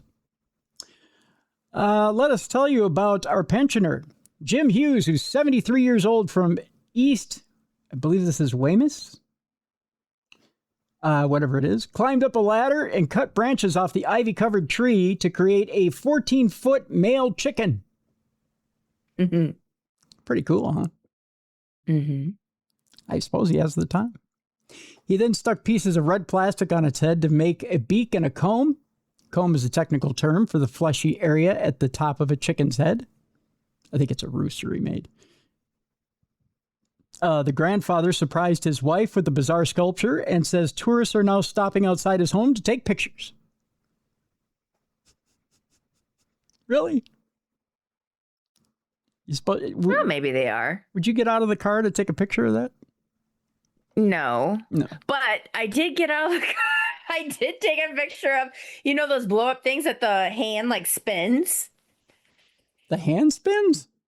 Yeah. This hibachi food truck had the little blow up man, but he put his kid's face on it and its hands spun around. Okay. In a circle, and I took a picture of it because it was hilarious. Okay. No, I don't. So, I don't know that. No. So I took a picture of that. So I guess I might take a picture of a chicken. Okay. A green chicken. Maybe. A bushy chicken. Right on. Bush. It took him just 30 minutes to do that, to put it all together using a pair of shears and I don't know what that is either, but a pair of shears and something else. Okay. Yeah. Some type of gardening tool. Yeah, a gardening tool. Jim said originally it was an old cherry blossom tree. It got that big that I was worried it would be blown over and hit a car. So he decided to do something different with it. So he trimmed it up to look like a chicken. That's basically the end of that tune. Okay. Yeah. So he's like, honey, look, I turned our tree into a cock. And she went, oh, behave. Mm-hmm. Yeah. That was the end of that tune.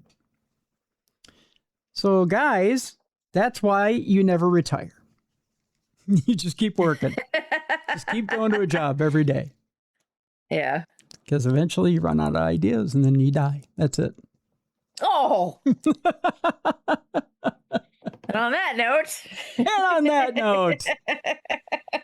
Jeez Louise, don't retire, you die. Or it's either that or you start running around trying to eat animals and pretend you're a vampire. Yeah. It's not it's a hard knock life for everybody, I'll tell you. Yeah, apparently. That's what it is. I'm telling you. Mm-hmm. That's what it is. Yeah. With that, Mallie, what do you got on your horizon here?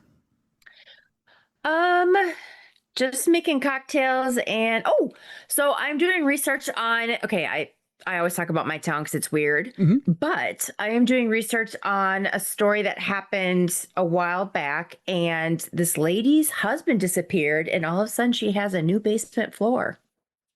What? Yeah, and her husband was never seen. What? Yeah. So anyway, that's what I'm looking. Sounds like we have a mystery there, Scooby. I know. My town is so weird. Anyway, that's what I'm on to. So, yeah. Very interesting. Yes. What are you up to? Well, besides the end of hockey season and the beginning of football season up here, for the kid, and the beginning of Minnesota Vikings Armageddon in training camp, we got a show tomorrow. Oh. Yeah. I am surprised. I know you have a show tomorrow. I don't know why I was like, oh. Yeah, you're like, oh, surprise. Like, Really? You do shows on Thursdays? It's like, how long have I known this? How long have you been doing this? Yeah, we got a show on Thursdays. So I suppose I should promo that deal, huh? Yeah. Yeah. Tomorrow on the big program, old friend, Reverend Bill Bean will be by. And we're going to talk about a brand new book that he has out called The Bean Files. No, it's not about the lovable Mr. Bean, although he is Mr. Bean. Just the wrong one that you're not thinking about the right Mr. Bean. This is Mr. Bill Bean. But The Bean Files is all about true stories of the strange and unexplained from a spiritual warrior. Okay. So it delves deeper than just exorcisms. Oh, okay. Yeah. It's actually dealing with everything from MIB to UFOs to different things that Bill has seen in his work out in the field. All right. So it's going to be a little different show tomorrow. Indeed, indeed. Very cool. Yeah. So we'll be talking to Mr. Bill Bean, Brother Bean, about all that tomorrow on the big program. So, yeah, going to be an interesting program. Awesome. Yeah. I like him. He's nice. Yes, very much so. Very much so. We may even delve into the quick world of IWI for a minute. There you go. He's the one he'll bring it up. I won't bring it up. Yeah. But Bill will bring it up for a quick minute. Mm-hmm. Yeah.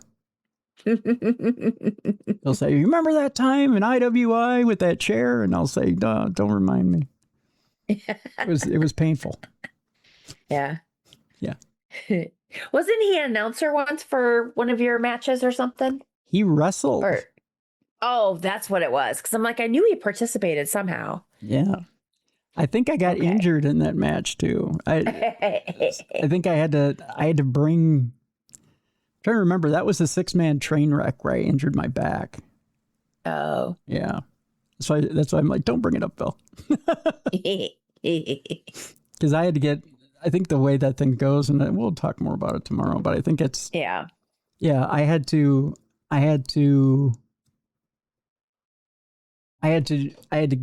get thrown into a 6-man train wreck, which is basically everybody comes together in the center of the ring and runs into each other. Don't ask me why. It's not self-serving at all. But then when I got thrown into everybody else, I felt this electric pain go from my low back into my toes. Like it was just a shock, right? And then I lost control of my legs. Like I couldn't stand up. So I hit the mat. Like it was like somebody cut the strings on a puppet. Oh. And I couldn't move my legs. I was like, oh shit. Oh, that's not good. Right. And so like I'm hitting my legs to get my legs to move because I'm supposed to roll out of the ring at that point. And I'm supposed to run around the ring and grab a steel chair and shove it into the ring so that Bill can grab it and waffle a guy with the chair and then get the pin. And so the boss is yelling at me, "Get out of the ring, go get the chair, get out of the ring, go get the chair," right? Yeah. And I'm like, I can't fucking move. Right? So I had to roll out of the ring and I had to use the ring rope to pull myself around the ring because I couldn't walk. Oh. Yeah, I'd blown up my L5S1 at that point. Oh. Yeah. So. Gotcha. Yeah. So I had hurt myself catastrophically at that point. Oof. Yeah. So. Yikes. But I got the chair in the ring. I was a little late on the spot, but I got it in there. Right. Well, you're not a quitter. Nope. The minute I threw the chair in the ring, I hit the deck right outside the ring.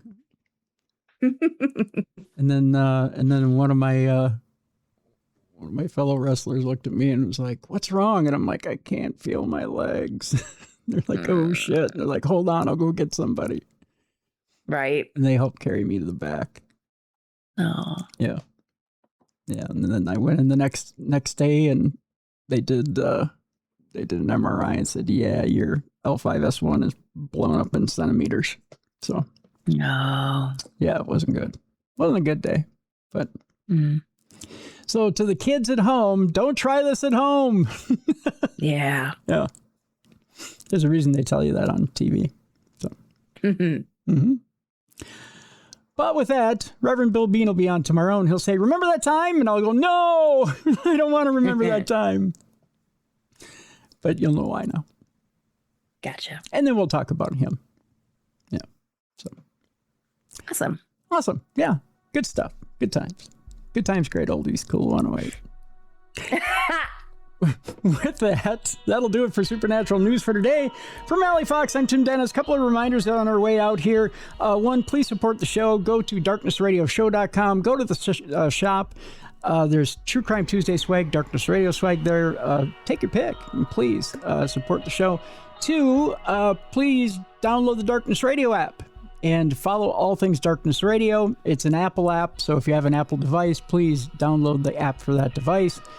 And 3, if you're listening to the show, not watching the show, go to the YouTube channel and make sure you like and subscribe on that YouTube channel there. All right. That'll do it for today. Remember, tune in tomorrow for Reverend Bill Bean and the Bean Files right here on the best in paranormal podcasting. This is Darkness Radio.